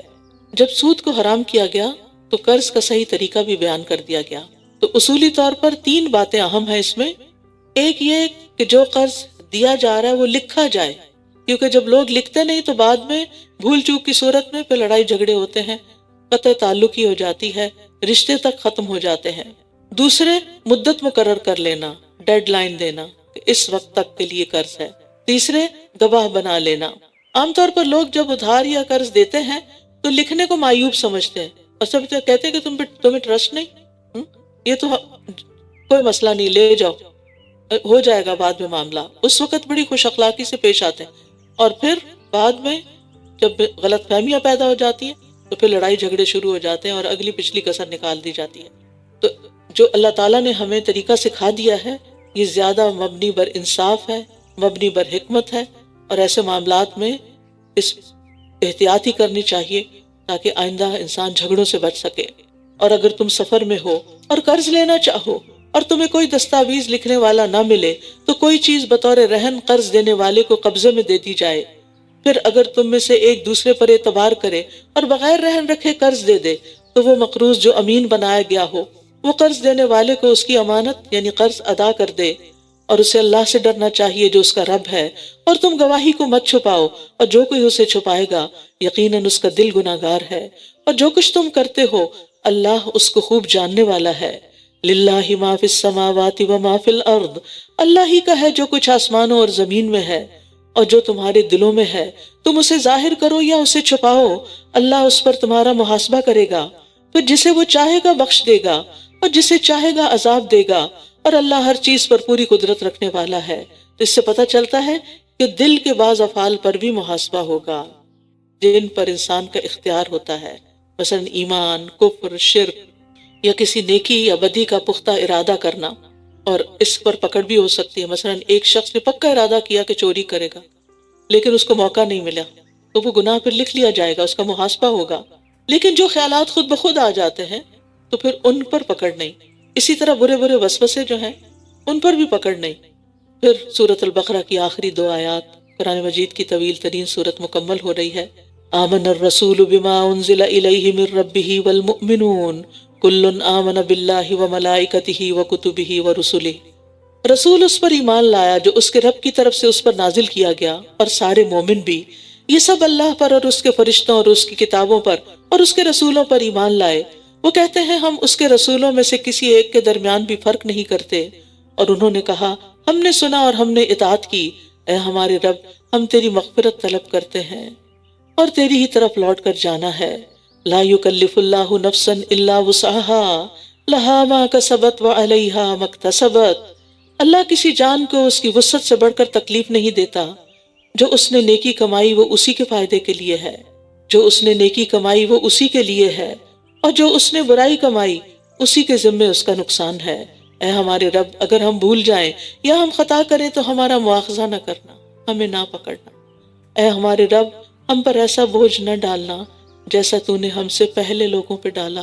اے ہمارے رب اور تو ہم سے وہ بوجھ نہ اٹھوا جس کو اٹھانے کی ہم طاقت نہیں رکھتے، اور ہم سے درگزر فرما اور ہمیں بخش دے اور ہم پر رحم فرما، تو ہی ہمارا مولا ہے، بس کافر قوم کے مقابلے میں ہماری مدد فرما۔ یہ اور اس سے پہلی آیت یعنی آخری 2 آیات رسول اللہ صلی اللہ علیہ وسلم کو معراج کے موقع پر سدرۃ المنتہا کے پاس عطا فرمائی گئی۔ حدیث میں اس کی بہت فضیلت آئی ہے ان آیات کی۔ فرمایا کہ جو شخص رات کو سورۃ البقرہ کی آخری 2 آیتیں پڑھ لے وہ اس کے لیے کافی ہو جائیں گی، اور پھر یہ عرش کے خاص خزانے سے نبی صلی اللہ علیہ وسلم کو عطا کی گئیں۔ سورۃ آل عمران۔ سورۃ آل عمران اہم سورتوں میں سے ایک ہے۔ ابو امامہ رضی اللہ عنہ کہتے ہیں کہ رسول اللہ صلی اللہ علیہ وسلم نے فرمایا قرآن کو سیکھو کیونکہ یہ قیامت کے دن اپنے پڑھنے والوں کی سفارش کرے گا۔ چاہتے ہیں آپ سفارش تو اس کو پڑھا کریں۔ 2 روشن صورتیں یعنی سورۃ البقرہ اور سورۃ آل عمران کو سیکھو کیونکہ یہ دونوں صورتیں قیامت کے دن سائبانوں کی شکل یا پرندوں کی 2 صف بستہ ٹولیوں کی شکل میں آئیں گی اور اپنے پڑھنے والوں کا دفاع کریں گی، ان کو پروٹیکٹ کریں گی۔ الف لام میم، اللہ لا الہ الا هو الحی القیوم، اللہ اس کے سوا کوئی معبود نہیں، وہ ہمیشہ سے زندہ سب کو قائم رکھنے والا ہے۔ یہ دونوں نام بہت اہم نام ہیں۔ ان ناموں کے ساتھ جب اللہ تعالیٰ کو پکارا جاتا ہے تو دعائیں قبول ہوتی ہیں۔ ان دونوں ناموں سے دعا کرنی چاہیے۔ حضرت انس کہتے ہیں کہ میں نبی صلی اللہ علیہ وسلم کے ساتھ تھا کہ ایک آدمی نے دعا کی، کہا یا بدیع السماوات یا حی یا قیوم انی اسألک، اے آسمانوں کو عدم سے وجود میں لانے والے، اے زندہ، اے قائم رہنے والے، میں تجھ سے سوال کرتا ہوں۔ تو آپ نے فرمایا کیا تمہیں معلوم ہے کہ اس نے کس چیز کے ساتھ دعا کی؟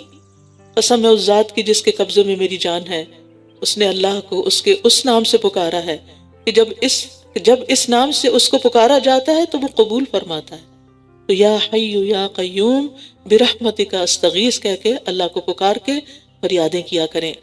اور خاص طور پر نبی صلی اللہ علیہ وسلم پر جب کوئی پریشان کن معاملہ آ پڑتا تو یہ دعا کیا کرتے تھے، یا حی یا قیوم برحمتک استغیث، اے زندہ اور اے قائم رہنے والے، تیری رحمت کے وسیلے سے فریاد کرتا ہوں۔ تو اللہ کی رحمت ہر چیز پہ چھائی ہوئی ہے۔ نزل علیک الکتاب بالحق، اس نے آپ پر حق کے ساتھ کتاب نازل کی جو ان کی تصدیق کرنے والی ہے جو اس سے پہلے تھیں، اور اسی نے تورات اور انجیل نازل کی اس سے پہلے لوگوں کی ہدایت کے لیے، اور اسی نے فرقان یعنی قرآن نازل کیا۔ یقیناً جن لوگوں نے اللہ کی آیات کا انکار کیا ان کے لیے سخت عذاب ہے، اور اللہ بہت زبردست اور انتقام لینے والا ہے۔ کس سے انتقام لے گا؟ اپنے مجرموں سے، نافرمانوں سے۔ اور یہ اللہ تعالیٰ کی پہلی صفت ہے۔ بعض لوگوں نے اللہ کے ناموں کی جو لسٹ بنائی ہے اس میں المنتقم لکھا ہوا ہے۔ منتقم اللہ کا نام نہیں ہے، ذو انتقام اس کی صفت ہے کہ انتقام لینے والا ہے۔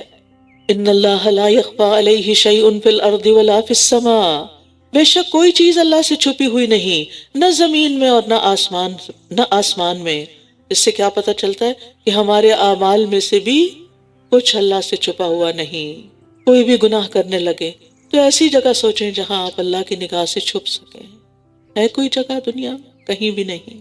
وہی ہے جو رحموں میں تمہاری صورت بناتا ہے جس طرح وہ چاہتا ہے، اس کے سوا کوئی معبود نہیں، بہت زبردست خوب حکمت والا ہے۔ تو ہماری صورتیں کس نے بنائی؟ اللہ نے۔ لہٰذا کسی کی بھی صورت کا مذاق نہ بنائیں، کیونکہ وہ اس نے خود نہیں بنائی، وہ اللہ نے بنائی ہے۔ لہٰذا کسی کو دیکھ کے ہنسے نہیں، اور کوئی ریشسٹ کامنٹ پاس نہیں کریں، اور تبصرے نہیں کریں کہ فلاں کا ناک ایسا، فلاں کی آنکھیں چنی، فلاں کی ہونٹ ایسے، فلاں کا رنگ ایسا۔ اس بات پہ تبصرہ کرنا چھوڑ دیں، اس کو اپنی گفتگو سے بالکل آؤٹ کر دیں، اور اگر کوئی اور بات کر رہا ہو تو اس کو بالکل انکریج نہ کریں، اور سیریسنس کا مظاہرہ کریں کہ تم کر کیا رہے ہو، اللہ کی بنائی ہوئی چیز کا مذاق اڑا رہے ہو، اس پہ تم تنقید کر رہے ہو، اس کے نقص نکال رہے ہو۔ اللہ تعالیٰ فرماتے ہیں وَصَوَّرَكُمْ فَأَحْسَنَ صُوَرَكُمْ، اس نے تمہاری صورت بنائی تو بہت اچھی بنائی۔ وہی ہے جس نے آپ پر کتاب نازل کی جس میں محکم یعنی واضح آیات ہیں جو کتاب کی اصل یعنی بنیاد ہیں، اور کچھ دوسری متشابہ ہیں۔ بس وہ لوگ جن کے دلوں میں ٹیڑھ ہے وہ اس میں سے فتنے اور منمانی تعویل کی تلاش میں متشابہ آیات کے پیچھے لگ جاتے ہیں، حالانکہ ان کا حقیقی مطلب اللہ کے سوا کوئی نہیں جانتا۔ اور جو علم میں پختہ کار ہیں وہ کہتے ہیں ہم ان پر ایمان لائے، سب کچھ ہمارے رب کی طرف سے ہے، اور نصیحت تو صرف عقل والے ہی حاصل کرتے ہیں۔ تو محکم آیات وہ ہیں جن کا مفہوم بالکل واضح اور صریح ہوتا ہے، اس میں کسی تعویل کی گنجائش نہیں ہوتی، اسی لیے ان کو ام الکتاب کہا گیا، یعنی اصل اور بنیاد۔ ان آیات میں عموماً دین کے بنیادی عقائد، عبادات اور احکام بیان کیے گئے ہیں، اور کچھ نصیحتیں اور عبرتیں بھی ان میں شامل ہیں۔ متشابہات سے مراد وہ آیات ہیں جو ملتے جلتے کئی معنی کا احتمال رکھتی ہیں، اور بعض اوقات لوگوں کو ان کی مراد سمجھنے میں یعنی شبہ ہو جاتا ہے، یا اس میں تعویل کی گنجائش نکل آتی ہے۔ تو ایمان تو سب آیات پہ لانا چاہیے، لیکن متشابہ آیات کی تفصیلات میں جانے کی ضرورت نہیں، ان کو جاننا ضروری نہیں، اور نہ ہماری عقل کے لیے ممکن ہے۔ ربنا لا تزغ قلوبنا بعد اذ هديتنا وهب لنا من لدنك رحمة انك انت الوهاب، اے ہمارے رب ہدایت دینے کے بعد ہمارے دلوں کو ٹیڑھا نہ کرنا، اور ہمیں اپنے پاس سے رحمت عطا فرما، بے شک تو ہی بہت عطا کرنے والا ہے۔ کیونکہ لوگ متشابہ آیات کے پیچھے پڑھ کر گمراہ ہو جاتے ہیں۔ یا اللہ ہمیں گمراہ ہونے سے بچانا، ہمارے دل کو دین پر ثابت قدمی عطا کرنا۔ رسول اللہ صلی اللہ علیہ وسلم کی دعاؤں میں سے کثرت سے مانگی جانے والی دعا کیا تھی؟ اللہم مصرف القلوب صرف قلوبنا علی طاعتک، اور اللہم ثبت قلبی علی دینک۔ اور پھر اللہ سے رحمت مانگنا۔ اللہ کی ایک رحمت وہ ہے جس نے اپنے مومنوں کو خاص کیا ہے، اور وہ ایمان کی رحمت ہے۔ متقین کو جس کے ساتھ خاص کیا وہ اطاعت بجا لانے کی رحمت ہے۔ اپنے اولیاء کو جس کے ساتھ خاص کیا وہ ان کو ولایت عطا کرنے کی ہے، اور جس کے ساتھ اس نے اپنے انبیاء کو خاص کیا وہ نبوت کی ہے۔ نبوت کے درجے تک پہنچ گئے اللہ کی رحمت سے۔ تو راسخین فی العلم دعا کیا کرتے ہیں؟ وَهَبْ لَنَا مِن لَّدُنْكَ رَحْمَةً، ہمیں بھی رحمت عطا کر، خاص رحمت عطا کر۔ إِنَّكَ أَنتَ الْوَهَّابُ، تو بہت زیادہ عطا کرنے والا ہے، تیرے انعامات، تیرے عطیات بے حد وسیع ہیں، تیرے احسانات بے شمار ہیں، تیری سخاوت ساری مخلوق سے بے نیاز کر دیتی ہے۔ اے ہمارے رب، یقیناً تو سب لوگوں کو ایسے دن میں جمع کرنے والا ہے جس کے آنے میں کوئی شک نہیں۔ بے شک اللہ وعدے کی خلاف ورزی نہیں کرتا۔ بے شک جن لوگوں نے کفر کیا ان کے مال اور اولاد انہیں اللہ کے مقابلے میں ہرگز کام نہ آئیں گے، اور یہی وہ لوگ ہیں جو آگ کا ایندھن ہیں۔ دنیا میں ایسے لوگ جو اللہ کے انکار کے ساتھ بڑی عیش و عشرت کے ساتھ جی رہے ہیں ان پہ رشک نہ کریں، کیونکہ وہ آخرت میں کچھ بھی فائدہ نہیں ہوگا ان کو اس سب کا، اس دنیاوی شان و شوکت کا۔ ان کا حال بھی آل فرعون اور ان لوگوں کی طرح ہے جو ان سے پہلے تھے۔ ان سب نے ہماری آیات کو جھٹلایا تو اللہ نے ان کے گناہوں کی وجہ سے انہیں پکڑ لیا، اور اللہ سخت سزا دینے والا ہے۔ اور اللہ کی سزا کو واجب کرنے والی چیز کیا ہے؟ کفر اور تکبر، جیسے فرعون میں تھا۔ تو گناہ جو ہیں وہ اللہ کے عذاب کے آنے کی وجہ بن جاتے ہیں۔ آپ کفر کرنے والوں سے کہہ دیجئے کہ عنقریب تم بھی مغلوب ہو جاؤ، آپ کفر کرنے والوں سے کہہ دیجئے کہ عنقریب تم بھی مغلوب کیے جاؤ گے اور جہنم کی طرف اکٹھے کیے جاؤ گے، اور وہ بہت برا ٹھکانہ ہے۔ یقیناً تمہارے لیے ان دو گروہوں میں جو بدر کے دن آمنے سامنے ہوئے عبرت کی ایک نشانی ہے۔ ایک گروہ اللہ کے راستے میں لڑ رہا تھا، جبکہ دوسرا گروہ کافر تھا۔ وہ انہیں اپنی آنکھوں سے اپنے سے دگنا دیکھ رہے تھے، اور اللہ اپنی مدد کے ساتھ تائید کرتا ہے جس کی وہ چاہتا ہے۔ بے شک اس میں اہل بصیرت کے لیے بھرپور عبرت ہے۔ تو ہمیں اسباب کی بجائے مسبب الاسباب پر توکل کرنا چاہیے، کیونکہ اصل مدد اللہ کی طرف سے آتی ہے، جیسے بدر کے دن مسلمانوں کی مدد ہوئی۔ زین للناس حب الشہوات، لوگوں کے لیے نفسانی خواہشات کی محبت مزین کر دی گئی، جیسے عورتیں اور بیٹے اور سونے اور چاندی کے جمع کیے گئے خزانے اور نشان زدہ گھوڑے اور مویشی جانور اور کھیتیاں۔ یہ دنیا کی زندگی کا سامان ہے، اور اللہ ہی ہے جس کے پاس اچھا ٹھکانہ ہے۔ شہوات شہوت کی جمع ہے، جس کا مطلب ہوتا ہے کسی پسندیدہ مرغوب چیز کی طرف نفس کا کھنچ جانا، اٹریکٹ ہو جانا۔ اور یہاں شہوات سے مراد وہ چیزیں ہیں جو انسان کو بہت اچھی لگتی ہیں، لیکن اللہ تعالیٰ نے ان سب کو متاع کہا ہے۔ متاع وہ ہوتا ہے جس سے تھوڑی دیر کے لیے فائدہ اٹھایا جائے۔ تو اس چیز کی طرف متوجہ کرنا مقصود ہے کہ انسان ان چیزوں کی محبت میں پھنس کر اللہ کے دین سے غافل نہ ہو جائے، اور انہیں فخر اور زینت کا ذریعہ نہ سمجھ بیٹھے، غرور اور تکبر پر نہ اتر آئے۔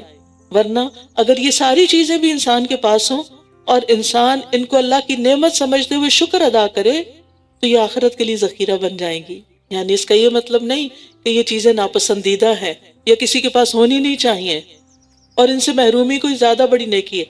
ان کا ہونا بھی خیر کا باعث ہے اگر ان کو خیر کے رستے میں استعمال کیا جائے۔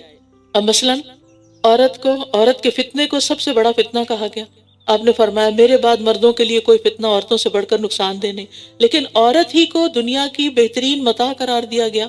آپ نے فرمایا یہ دنیا متاع ہے اور اس کی بہترین متاع نیک عورت ہے۔ تو اس سے کیا پتہ چلتا ہے کہ نیک عورت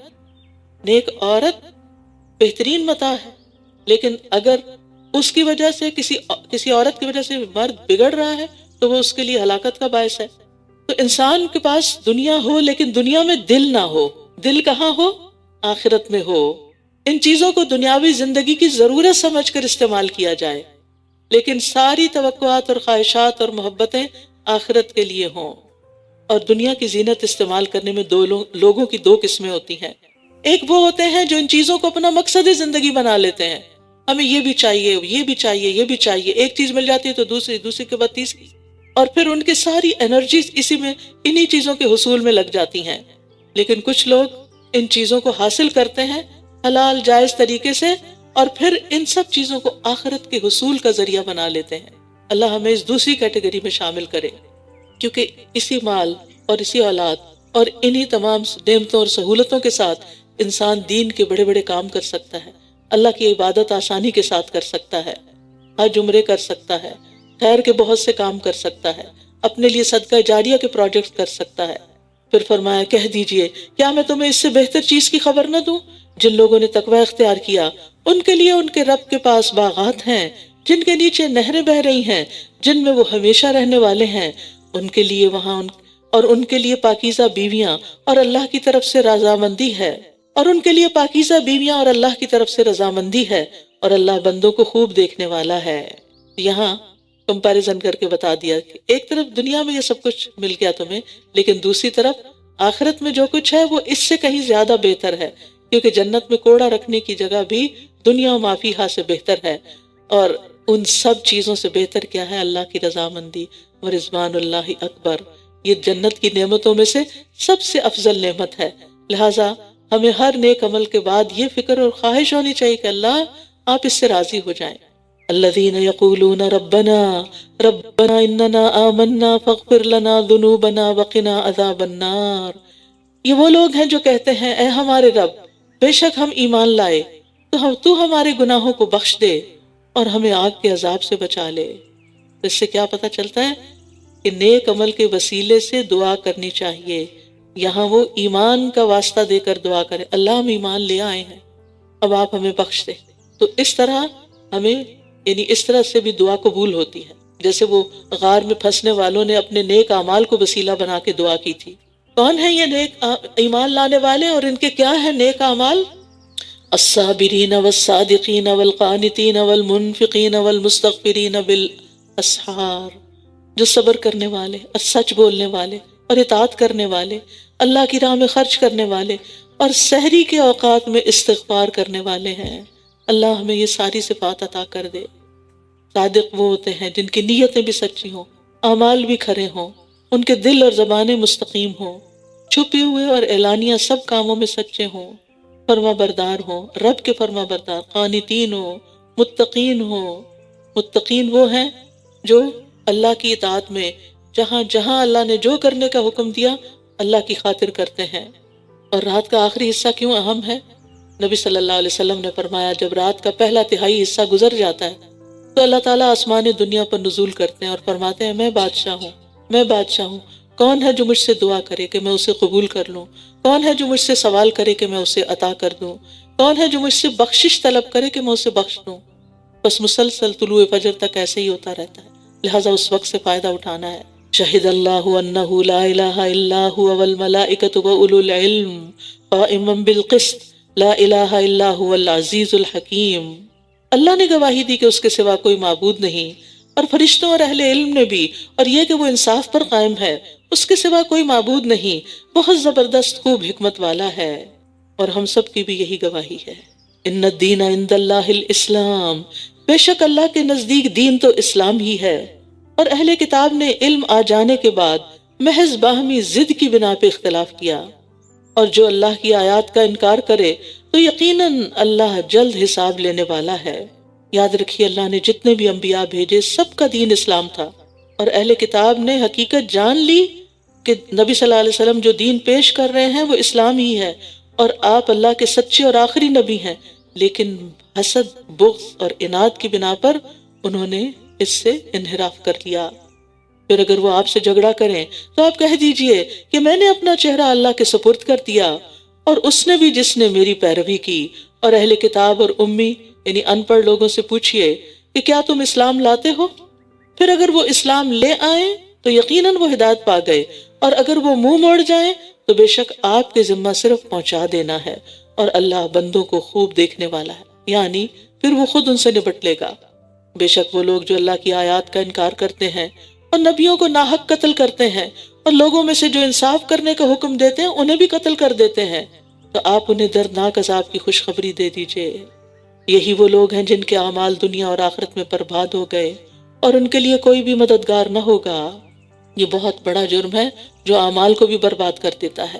کیا آپ نے ان لوگوں کو نہیں دیکھا جو کتاب کا کچھ حصہ دیے گئے تھے، وہ باہمی جھگڑوں میں فیصلے کے لیے کتاب اللہ کی طرف بلائے جاتے ہیں تاکہ وہ ان کے درمیان فیصلہ کرے، پھر ان میں سے ایک گروہ منہ پھیر لیتا ہے اور وہ ہیں ہی روگردانی کرنے والے۔ یہ اس وجہ سے ہے کہ وہ کہتے ہیں کہ ہمیں چند گنے ہوئے دنوں کے سوا آگ ہرگز نہ چھوئے گی، اور انہیں ان کے دین کے بارے میں ان باتوں نے دھوکے میں مبتلا کر رکھا ہے جو وہ خود گھڑتے ہیں، خود ساختہ دین بنا رکھا ہے، خود فریبی۔ پھر کیا حال ہوگا جب ہم انہیں ایسے دن میں جمع کریں گے جس کے آنے میں کوئی شک نہیں، اور ہر شخص کو اس کی کمائی کا پورا پورا بدلہ دے دیا جائے گا اور ان پر ظلم نہ کیا جائے گا۔ قل اللہم مالک الملک تؤتی الملک من تشاء وتنزع الملک ممن تشاء وتعز من تشاء وتذل من تشاء بیدک الخیر انک علی کل شیء قدیر۔ کہہ دیجئے اے اللہ، ساری بادشاہت کے مالک، جسے تو چاہتا ہے بادشاہت عطا کرتا ہے اور جس سے تو چاہتا ہے بادشاہت چھین لیتا ہے، اور جسے تو چاہتا ہے عزت دیتا ہے اور جسے تو چاہتا ہے ذلت دیتا ہے۔ ساری بھلائی تیرے ہی ہاتھ میں ہے، بے شک تو ہر چیز پر پوری طرح قدرت رکھنے والا ہے۔ تو ہی رات کو دن میں داخل کرتا ہے اور دن کو رات میں داخل کرتا ہے، اور تو ہی زندہ کو مردہ سے نکالتا ہے اور مردہ کو زندہ سے نکالتا ہے، اور تو جسے چاہتا ہے بے حساب رزق عطا کرتا ہے۔ لا يتخذ المؤمنون الكافرین اولیاء من دون المؤمنین۔ مومنوں کو چھوڑ کر کافروں کو دلی دوست نہ بنائیں، اور جو ایسا کرے گا تو وہ اللہ کی طرف سے کسی چیز یعنی حمایت میں نہیں، مگر یہ کہ تم ان کے شر سے بچو جیسا کہ بچنے کا حق ہے، اور اللہ تمہیں اپنی ذات سے ڈراتا ہے اور اللہ ہی کی طرف پلٹنا ہے۔ یعنی مومنوں کے سوا کسی کو دلی رازدان نہ بناؤ، گہری دوستی نہ کرو، لیکن ان سے مدارات اور اچھا سلوک اور مہربانی کا معاملہ کر سکتے ہو، تعلقات رکھ سکتے ہو، میل جول اور لین دین ہو سکتا ہے۔ نبی صلی اللہ علیہ وسلم کے ہر طرح کے لوگوں کے ساتھ میل جول تھا اور لین دین تھا، لیکن اس چیز سے منع کیا گیا ہے کہ جس میں انسان مسلمانوں کے راز دوسروں کو دے دے۔ کہہ دیجئے اگر تم اسے چھپاؤ جو تمہارے سینوں میں ہے یا اسے ظاہر کر دو، اللہ اسے جانتا ہے، اور وہ جانتا ہے جو آسمانوں میں ہے اور جو زمین میں ہے، اور اللہ ہر چیز پر پوری طرح قدرت رکھنے والا ہے۔ وہ دن جس میں ہر شخص نیکی اور برائی میں سے جو بھی اس نے عمل کیا ہوگا اپنے سامنے موجود پائے گا۔ وہ چاہے گا کاش اس کے درمیان اور اس کی برائی کے درمیان دور کا فاصلہ ہوتا، اور اللہ تمہیں اپنی ذات سے ڈراتا ہے، اور اللہ بندوں پر بہت شفقت کرنے والا ہے۔ اب یہ 2 بار آ گئی یہ بات کہ اللہ اپنی ذات سے تمہیں ڈراتا ہے، لہٰذا ہمیں کیا کرنا چاہیے؟ ڈرنا چاہیے، اللہ کی رحمت کی امید بھی ہونی چاہیے اور ساتھ ساتھ ڈر بھی ہونا چاہیے، تاکہ ہمارے اعمال درست رہیں۔ کیونکہ ہوتا یہ ہے کہ کچھ کام ڈر کے بغیر نہیں ہوتے، یہ ہماری کمزوری ہے، ہماری نفس، یعنی کہ ہماری سائیکالوجی ایسے ہے کہ جب تک ہمیں کوئی پریشر نہیں ہوتا، جب تک کوئی خوف نہیں ہوتا، تو بعض کام ہم کرتے نہیں ہیں۔ قل ان کنتم تحبون اللہ فاتبعونی یحببکم اللہ ویغفر لکم ذنوبکم واللہ غفور الرحیم۔ کہہ دیجیے اگر تم اللہ سے محبت کرتے ہو تو میری پیروی کرو، یعنی رسول اللہ صلی اللہ علیہ وسلم۔ اللہ تم سے محبت کرے گا اور وہ تمہارے گناہوں کو بخش دے گا، اور اللہ بہت بخشنے والا، نہایت رحم کرنے والا ہے۔ اللہ کی محبت کا دعویٰ تو سبھی کرتے ہیں، اہل کتاب بھی، مشرکین بھی، سب، لیکن اس دعوے کو سچا کرنے کے لیے ایک پروف چاہیے، اور وہ ہے کہ محمد صلی اللہ علیہ وسلم پر ایمان ہے یا نہیں، اور ان کی تعلیمات پر عمل ہے یا نہیں، سنت کی پیروی ہے یا نہیں۔ شاہ عبد القادر کہتے ہیں جو کوئی کسی کی محبت کا دعویٰ کرے تو اس طرح محبت کرے جس طرح محبوب چاہے، نہ کہ جس طرح اس کا اپنا جی چاہے، اور اسی طرح چاہے تو محبوب اس کو چاہے، یعنی جب وہ ایسا کرے گا تو پھر رب بھی اس سے راضی ہوگا۔ اسی طرح یہ خطاب ہم سب سے بھی ہے کہ اس خالی زبانی محبت کا دعویٰ کافی نہیں، زبانی کلامی اظہار محبت کافی نہیں، بلکہ اپنے اقوال اور افعال سے ثبوت دینا ہوگا، اور دین میں بدعات بھی ایجاد نہیں کرنی، کیونکہ سنت کی پیروی کہاں کرنے کو کہا جا رہا ہے، اپنی مرضی کا پیرالل دین بنانے کو نہیں۔ نبی صلی اللہ علیہ وسلم نے فرمایا جو میری سنت پر عمل نہ کرے وہ مجھ سے نہیں۔ اللہ اور اس کے رسول کی محبت عمل کا مطالبہ کرتی ہے، قل اطیعوا اللہ والرسول فإن تولوا فإن اللہ لا يحب الکافرین، کہہ دیجئے اللہ اور رسول کی اطاعت کرو، پھر اگر وہ منہ پھیر جائیں تو یقیناً اللہ کفر کرنے والوں سے محبت نہیں کرتا۔ یہاں کفر کس کو کہا جا رہا ہے؟ اطاعت سے منہ موڑنے والے کے عمل کو۔ اور یہاں پر آپ دیکھیے کہ اللہ کی اطاعت کے ساتھ الرسول یعنی محمد صلی اللہ علیہ وسلم کی اطاعت کا الگ سے حکم دیا جا رہا ہے۔ اللہ کی اطاعت بھی کرو اور رسول کی اطاعت بھی کرو، اور اگر منہ موڑتے ہو تو پھر تمہارا یہ طرز عمل قابل قبول نہیں۔ ان اللہ اصطفیٰ آدم و نوحا وآل ابراہیم وآل عمران علی العالمین، بے شک اللہ نے آدم اور نوح کو اور آل ابراہیم اور آل عمران کو تمام جہانوں پر چن لیا۔ نبی صلی اللہ علیہ وسلم کس آل میں سے تھے؟ آل ابراہیم میں سے تھے۔ نوح علیہ السلام آدم علیہ السلام سے تھے، ابراہیم علیہ السلام نوح علیہ السلام سے تھے، آل عمران آل ابراہیم سے تھے۔ ایسی نسل جن میں سے بعض بعض کی اولاد ہے، اور اللہ خوب سننے والا خوب جاننے والا ہے۔ جب عمران کی بیوی کہنے لگی کہ اے میرے رب، بے شک میں نے تیرے لیے نظر مانی ہے کہ جو بھی میرے پیٹ میں ہے وہ ہر ذمہ داری سے آزاد ہوگا، بس تو مجھ سے قبول کر لے، بے شک تو ہی خوب سننے والا خوب جاننے والا ہے۔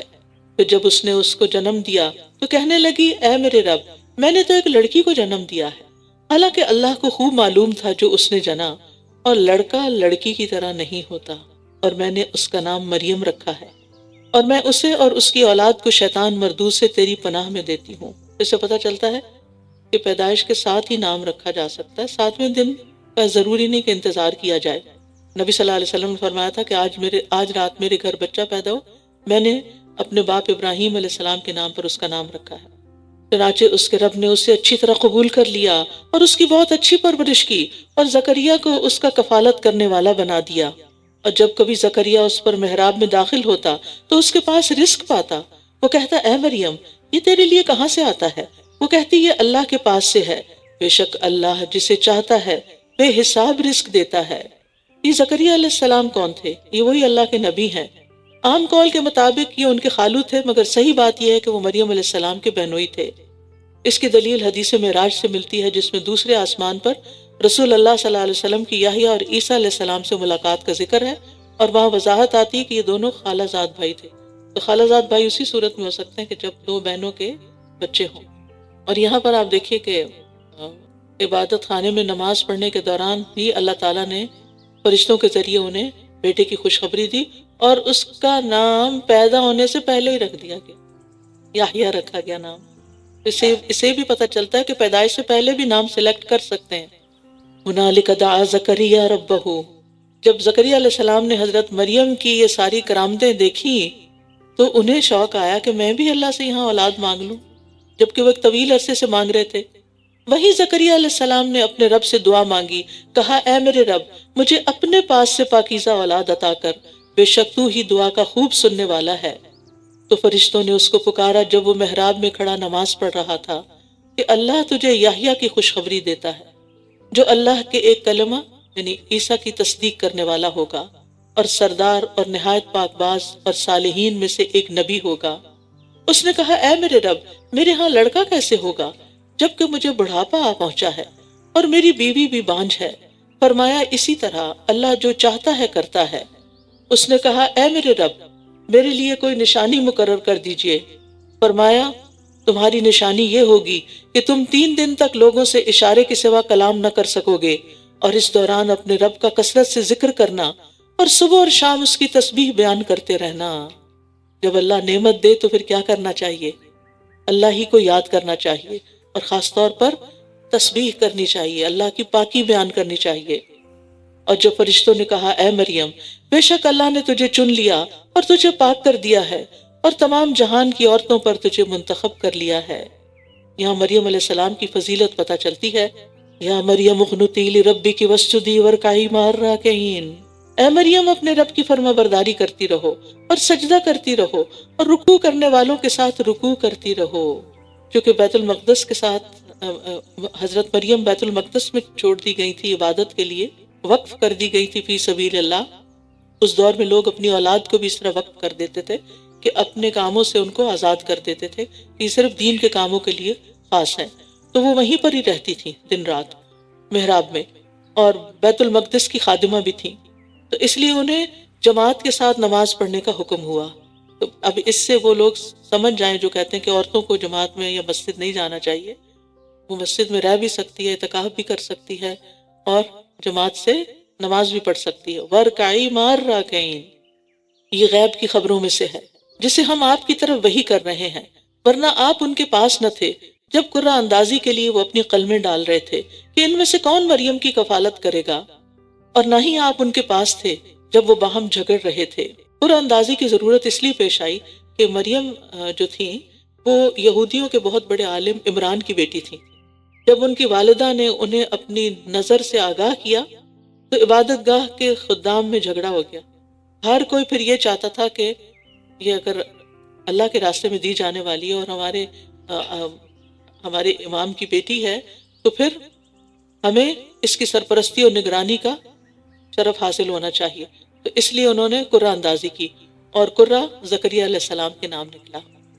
جب فرشتوں نے کہا اے مریم، بے شک اللہ تجھے اپنی طرف سے ایک کلمے کی خوشخبری دیتا ہے، یعنی عیسیٰ علیہ السلام کی، اس کا نام مسیح عیسیٰ ابن مریم ہوگا، جو دنیا اور آخرت میں بڑے مرتبے والا ہوگا اور اللہ کے مقرب بندوں میں سے ہوگا، اور وہ لوگوں سے پنگوڑے میں اور پختہ عمر میں کلام کرے گا اور صالح لوگوں میں سے ہوگا۔ بولی اے میرے رب، میرے ہاں کوئی بچہ کس طرح ہوگا حالانکہ مجھے کسی انسان نے چھوا تک نہیں۔ فرمایا اسی طرح اللہ پیدا کرتا ہے جو وہ چاہتا ہے، جب وہ کسی کام کا فیصلہ کر لیتا ہے تو بے شک وہ اس کے لیے کہتا ہے کہ ہو جا تو وہ ہو جاتا ہے۔ کن فیکون، اللہ کے لیے کچھ بھی کرنا مشکل نہیں، امپاسبل نہیں۔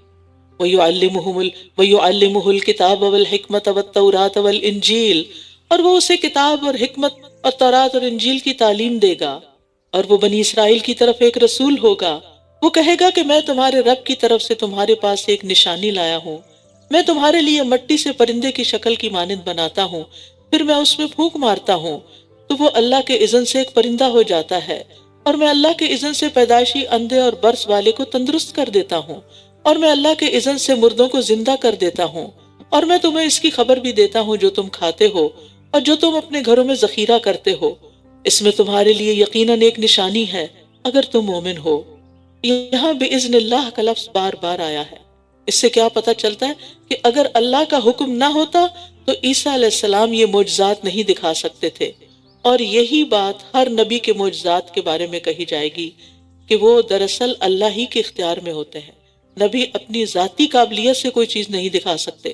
تو اصل قوت اور اصل اختیار کس کے پاس ہے؟ اللہ رب العزت کے پاس۔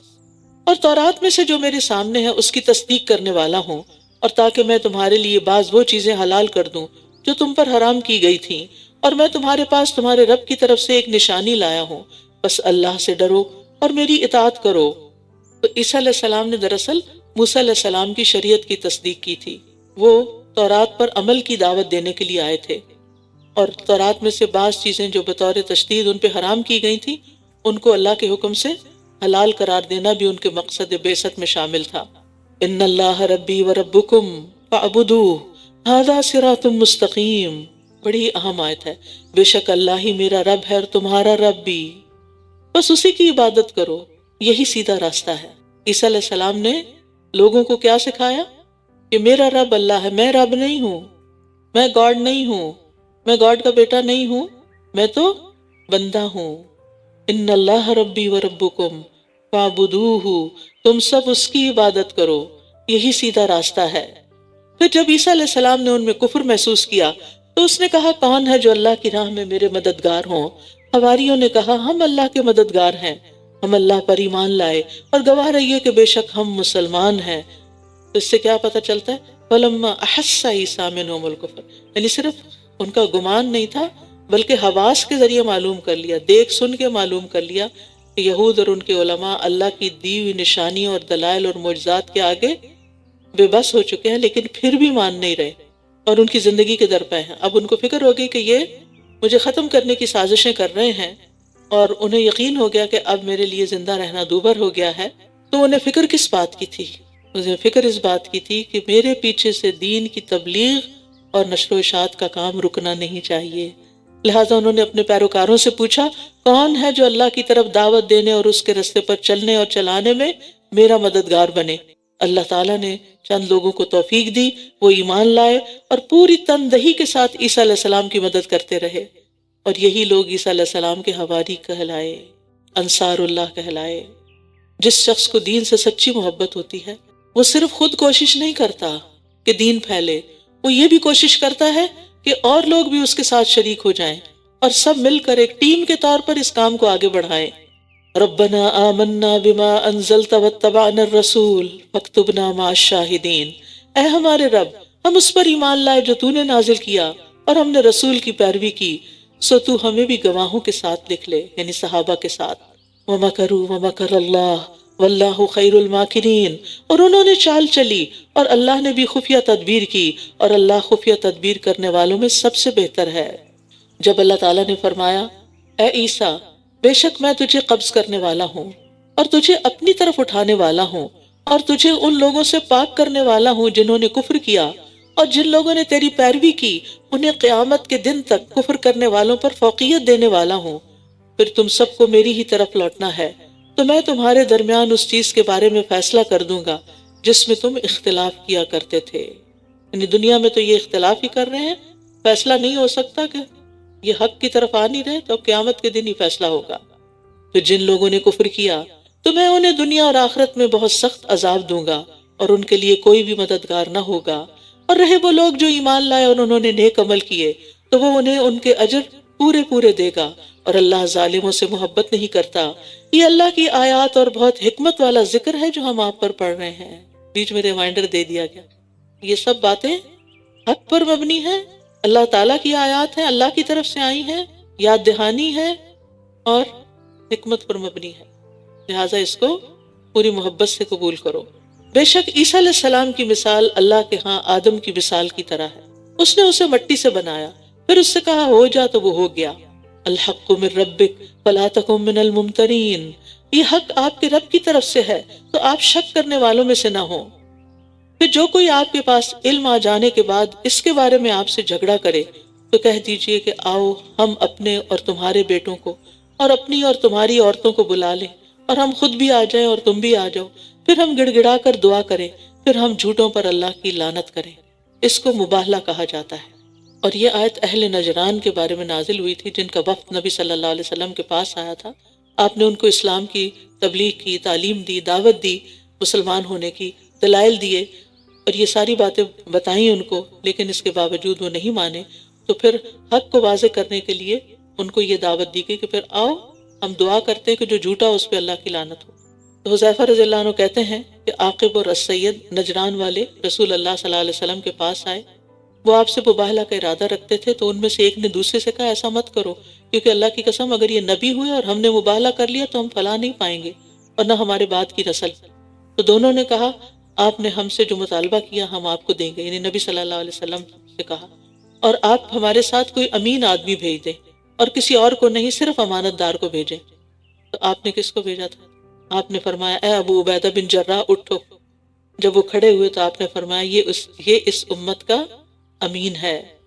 تو ابن عباس کہتے ہیں کہ اگر وہ لوگ نبی صلی اللہ علیہ وسلم سے مباہلہ کر لیتے تو اس حال میں واپس جاتے کہ نہ اپنے اہل و عیال کو پاتے اور نہ مال کو، تباہ ہو جاتے۔ ان ھذا لہو القصص الحق، بلا شبہ یہ بالکل سچا بیان ہے اور اللہ کے سوا کوئی معبود نہیں، اور بے شک اللہ وہ بہت زبردست خوب حکمت والا ہے۔ پھر اگر وہ منہ موڑ جائیں تو بے شک اللہ فساد کرنے والوں کو خوب جانتا ہے۔ اس سے کیا پتہ چلتا ہے؟ حق سے منہ موڑنا ہی فساد برپا کرنا ہے، کیونکہ اس سے انسان نہ صرف یہ کہ خود گمراہی کے راستے پہ چلتا ہے بلکہ دوسروں کو بھی بھٹکا دیتا ہے۔ کہہ دیجئے اے اہل کتاب، آؤ ایک ایسی بات کی طرف جو ہمارے اور تمہارے درمیان مشترک ہے، یہ کہ ہم اللہ کے سوا کسی کی عبادت نہ کریں اور اس کے ساتھ کسی کو بھی شریک نہ ٹھہرائیں، اور ہم میں سے کوئی بھی اللہ کو چھوڑ کر کسی دوسرے کو رب نہ بنائے۔ پھر اگر وہ منہ موڑ جائیں تو تم سب کہو کہ گواہ رہو بے شک ہم فرمانبردار ہیں۔ تو یہاں اہل کتاب کو 3 مشترکہ باتوں کی طرف دعوت دی گئی۔ نمبر 1، اللہ کے سوا کسی کی عبادت نہ کریں۔ نمبر 2، اللہ کے ساتھ کسی کو شریک نہ ٹھہرائیں۔ اور نمبر 3، کوئی کسی کو اللہ کے سوا رب نہ بنائے۔ یعنی رب بنانے کا مطلب یہ کہ اس کے حلال کو حلال اور حرام کو حرام سمجھے۔ اے اہل کتاب تم ابراہیم کے بارے میں کیوں جھگڑا کرتے ہو حالانکہ تورات اور انجیل اس کے بعد ہی تو نازل کی گئی تھی، کیا پھر بھی تم عقل سے کام نہیں لیتے؟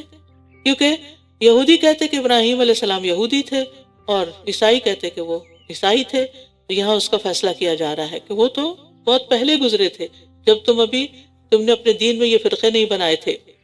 ہاں تم وہی لوگ ہو جنہوں نے اس معاملے میں جھگڑا کیا جس کا تمہارے پاس کچھ علم تھا، پھر تم اس معاملے میں کیوں جھگڑا کرتے ہو جس کا تمہیں کچھ بھی علم نہیں، اور اللہ جانتا ہے اور تم نہیں جانتے۔ ما کان ابراہیم یہودیا ولا نصرانیا، ابراہیم نہ تو یہودی تھے نہ عیسائی، بلکہ وہ تو یکسو مسلمان تھے اور وہ شرک کرنے والوں میں سے نہ تھے۔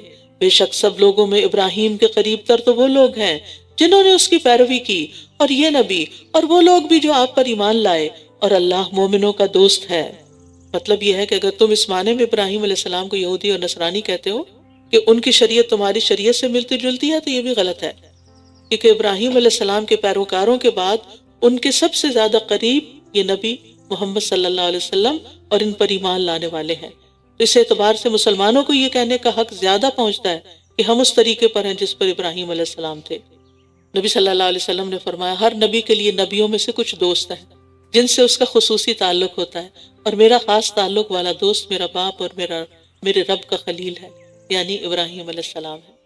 اہل کتاب میں سے ایک گروہ چاہتا ہے کہ کاش وہ تمہیں گمراہ کر دے، حالانکہ وہ خود اپنے آپ ہی کو گمراہ کر رہے ہیں اور وہ شعور نہیں رکھتے، یعنی وہ خود کو حق پہ سمجھتے ہیں اور تمہیں حق سے ہٹانا چاہتے ہیں، حالانکہ وہ خود گمراہی پر ہیں۔ اے اہل کتاب تم کیوں اللہ کی آیات کا انکار کرتے ہو حالانکہ تم ان کی سچائی کی گواہی دیتے ہو؟ اے اہل کتاب تم حق کو باطل کے ساتھ کیوں خلط ملط کرتے ہو اور تم حق کو چھپا جاتے ہو حالانکہ تم جانتے ہو؟ اور اہل کتاب میں سے ایک گروہ نے کہا کہ جو ایمان والوں پر نازل کیا گیا ہے اس پر دن کے شروع میں ایمان لے آؤ اور اس کے آخر میں اس کا انکار کر دو، شاید کہ یہ اس دین سے پلٹ جائیں۔ اصل میں کمزور ایمان والے مسلمانوں کے دلوں میں اسلام کے بارے میں شکوک و شبہات پیدا کرنے کے لیے یہ اہل کتاب مختلف سازشیں کرتے رہتے تھے، اور یہ بھی اس سلسلے کی ایک سازش ہے جس کا یہاں ذکر کیا گیا کہ صبح کے وقت پیغمبر پر ایمان کا اظہار کرو، شام کو انکار کر دو اور کہو کہ ہمیں تو اس دین میں کچھ نظر نہیں آیا، تو تاکہ جو دوسرے مسلمان ہیں، ابھی نئے نئے مسلمان ہوئے، وہ بھی سوچنے لگے کہ یہ پڑھے لکھے لوگ ہیں، کتاب جانتے ہیں، اور یہ اس سے الگ ہو گئے ہیں، تو کوئی خرابی تو ہوگی نا، کوئی تو قصور ہوگا اس میں، لہٰذا ہم بھی پیچھے ہٹ جائیں۔ تو یہ ہوتا ہے فساد۔ اور کسی بات کا یقین نہ کرو سوائے اس کے جو تمہارے دین کی پیروی کرے، اور کسی کی بات کا یقین نہ کرو سوائے اس کے جو تمہارے دین کی پیروی کرے۔ کہہ دیجئے بے شک اصل ہدایت تو اللہ ہی کی ہدایت ہے۔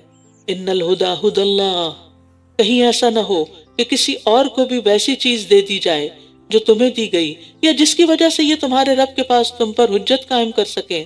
کہہ دیجئے بے شک فضل اللہ ہی کے ہاتھ میں ہے، وہ جسے چاہتا ہے عطا کرتا ہے، اور اللہ وسعت والا خوب علم والا ہے۔ یختص برحمتہ من یشاء واللہ ذو الفضل العظیم، وہ اپنی رحمت کے ساتھ خاص کر لیتا ہے جسے وہ چاہتا ہے، اور اللہ بڑے فضل والا ہے۔ اور اہل کتاب میں سے کوئی ایسا ہے کہ اگر آپ اسے ایک خزانہ بطور امانت دیں تو وہ اسے آپ کو واپس کر دے گا، اور ان میں سے کوئی ایسا ہے کہ اگر آپ اسے ایک دینار بھی بطور امانت دیں تو وہ کبھی آپ کو واپس نہیں کرے گا مگر یہ کہ آپ اس کے سر پہ کھڑے رہیں۔ یہ اس وجہ سے کہ ان کا کہنا یہ ہے کہ ہم سے امیوں کے بارے میں، یعنی عربوں کے بارے میں کوئی مواخذہ نہیں ہوگا، اور وہ اللہ پر جھوٹ کہتے ہیں حالانکہ وہ جانتے ہیں۔ یہاں اللہ تعالیٰ کا انصاف ملاحظہ فرمائیں کہ اہل کتاب کی مذمت کے دوران بھی اگر ان کے کچھ لوگوں میں کوئی خوبی تھی تو اس کا اعتراف فرمایا۔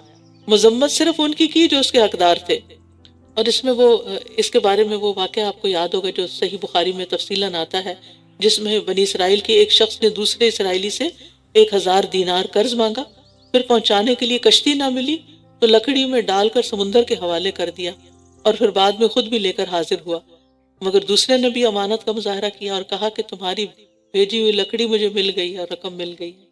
ایسے لوگ بھی تھے بنی اسرائیل میں سے ہی۔ منہم امۃ یہدون بالحق بلا من اوفی بعہدہ واتقی فإن اللہ یحب المتقین، کیوں نہیں، مواخذہ تو ہوگا، ہاں جس نے اپنا عہد پورا کیا اور تقوی اختیار کیا تو یقیناً اللہ متقی لوگوں سے محبت کرتا ہے۔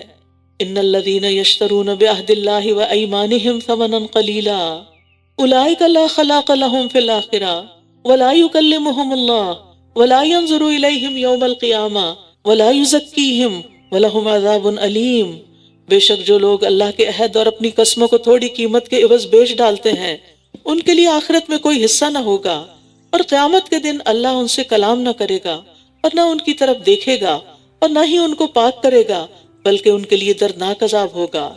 اور بے شک ان میں ایک گروہ کے لوگ ایسے ہیں جو اللہ کی کتاب پڑھتے وقت اس کے ساتھ اپنی زبانوں کو مروڑتے ہیں تاکہ تم اسے کتاب کی عبارت سمجھو، حالانکہ وہ کتاب میں سے نہیں ہوتا، اور وہ کہتے ہیں وہ اللہ کی طرف سے ہے، حالانکہ وہ اللہ کی طرف سے نہیں ہوتا، اور وہ جانتے بوجھتے اللہ پر جھوٹ بولتے ہیں۔ کسی انسان کے لیے جائز نہیں کہ اللہ اس کو کتاب اور حکمت اور نبوت عطا کرے، پھر وہ لوگوں سے کہنے لگے کہ اللہ کو چھوڑ کر میرے بندے بن جاؤ، بلکہ وہ کہے گا کہ تم ربانی بن جاؤ، کیونکہ تم کتاب کی تعلیم دیتے رہے ہو اور تم خود بھی اسے پڑھتے رہے ہو۔ ربانی کہتے ہیں با عمل مبلغ کو۔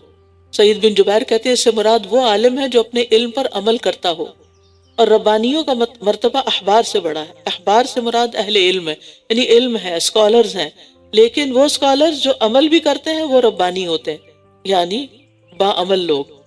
ابو درداء کہتے ہیں تم عالم نہیں بن سکتے حتیٰ کہ تم علم سیکھنے والے بنو، اور تم علم سے عالم نہیں بن سکتے حتیٰ کہ تم اس پر عمل کرو، اور تمہارے گناہ کے لیے یہی کافی ہے کہ تم ہمیشہ علم کے معاملے میں جھگڑا کرنے والے بن جاؤ، اور تمہارے گناہ کے لیے یہی کافی ہے کہ تم مسلسل اللہ کی ذات کے علاوہ کسی اور چیز میں گفتگو کرتے رہو۔ تو عالم کی ذمہ داری لوگوں کی اصلاح کا کام کرنا بھی ہے۔ تو ربان سے ربانی ہے، رب والے، کہ جو لوگوں کو اپنی ذات کی طرف نہیں بلاتے، رب سے جوڑتے ہیں۔ پھر فرمایا اور نہ ہی وہ تمہیں یہ حکم دیتا ہے کہ تم فرشتوں اور نبیوں کو رب بنا لو، یا وہ تمہیں کفر کا حکم دے گا اس کے بعد کہ تم مسلمان ہو چکے ہو۔ یعنی انبیاء اور صالحین نے ایسا کوئی کام نہیں بتایا کہ جس سے وہ اپنی پوجا پرستش کرائیں یا اپنے مرنے کے بعد اپنی قبروں کی پوجا کرائیں۔ یہ بات کے گمراہ لوگوں کا کام ہے کہ جنہوں نے انبیاء کی تعلیمات کو بھلا کر قبر پرستی شروع کر دی۔ اور جب اللہ نے تمام نبیوں سے پختہ عہد دیا کہ میں کتاب و حکمت میں سے جو بھی تمہیں عطا کروں، پھر تمہارے پاس وہ رسول آ جائے جو اس کی تصدیق کرنے والا ہو جو تمہارے پاس پہلے سے موجود ہے، تو تم ضرور اس پر ایمان لانا اور ضرور اس کی مدد کرنا۔ فرمایا کیا تم اقرار کرتے ہو اور اس پر میرا عہد قبول کرتے ہو؟ انہوں نے کہا ہم نے اقرار کیا۔ فرمایا پھر گواہ رہو اور میں بھی تمہارے ساتھ گواہوں میں سے ہوں۔ تو اس کے بعد جو کوئی منہ موڑ جائے تو یہی لوگ فاسق ہیں۔ افغیر دین اللہ یبغون وَلَهُ أَسْلَمَ مَنْ فِي السَّمَاوَاتِ وَالْأَرْضِ طَوْعًا وَكَرْهًا وَإِلَيْهِ يُرْجَعُونَ، کیا پھر وہ اللہ کے دین کے علاوہ کوئی اور دین تلاش کرتے ہیں؟ حالانکہ آسمانوں اور زمین میں جو بھی ہے خوشی اور ناخوشی سے اسی کا فرما بردار ہے، اور وہ اسی کی طرف لوٹائے جائیں گے۔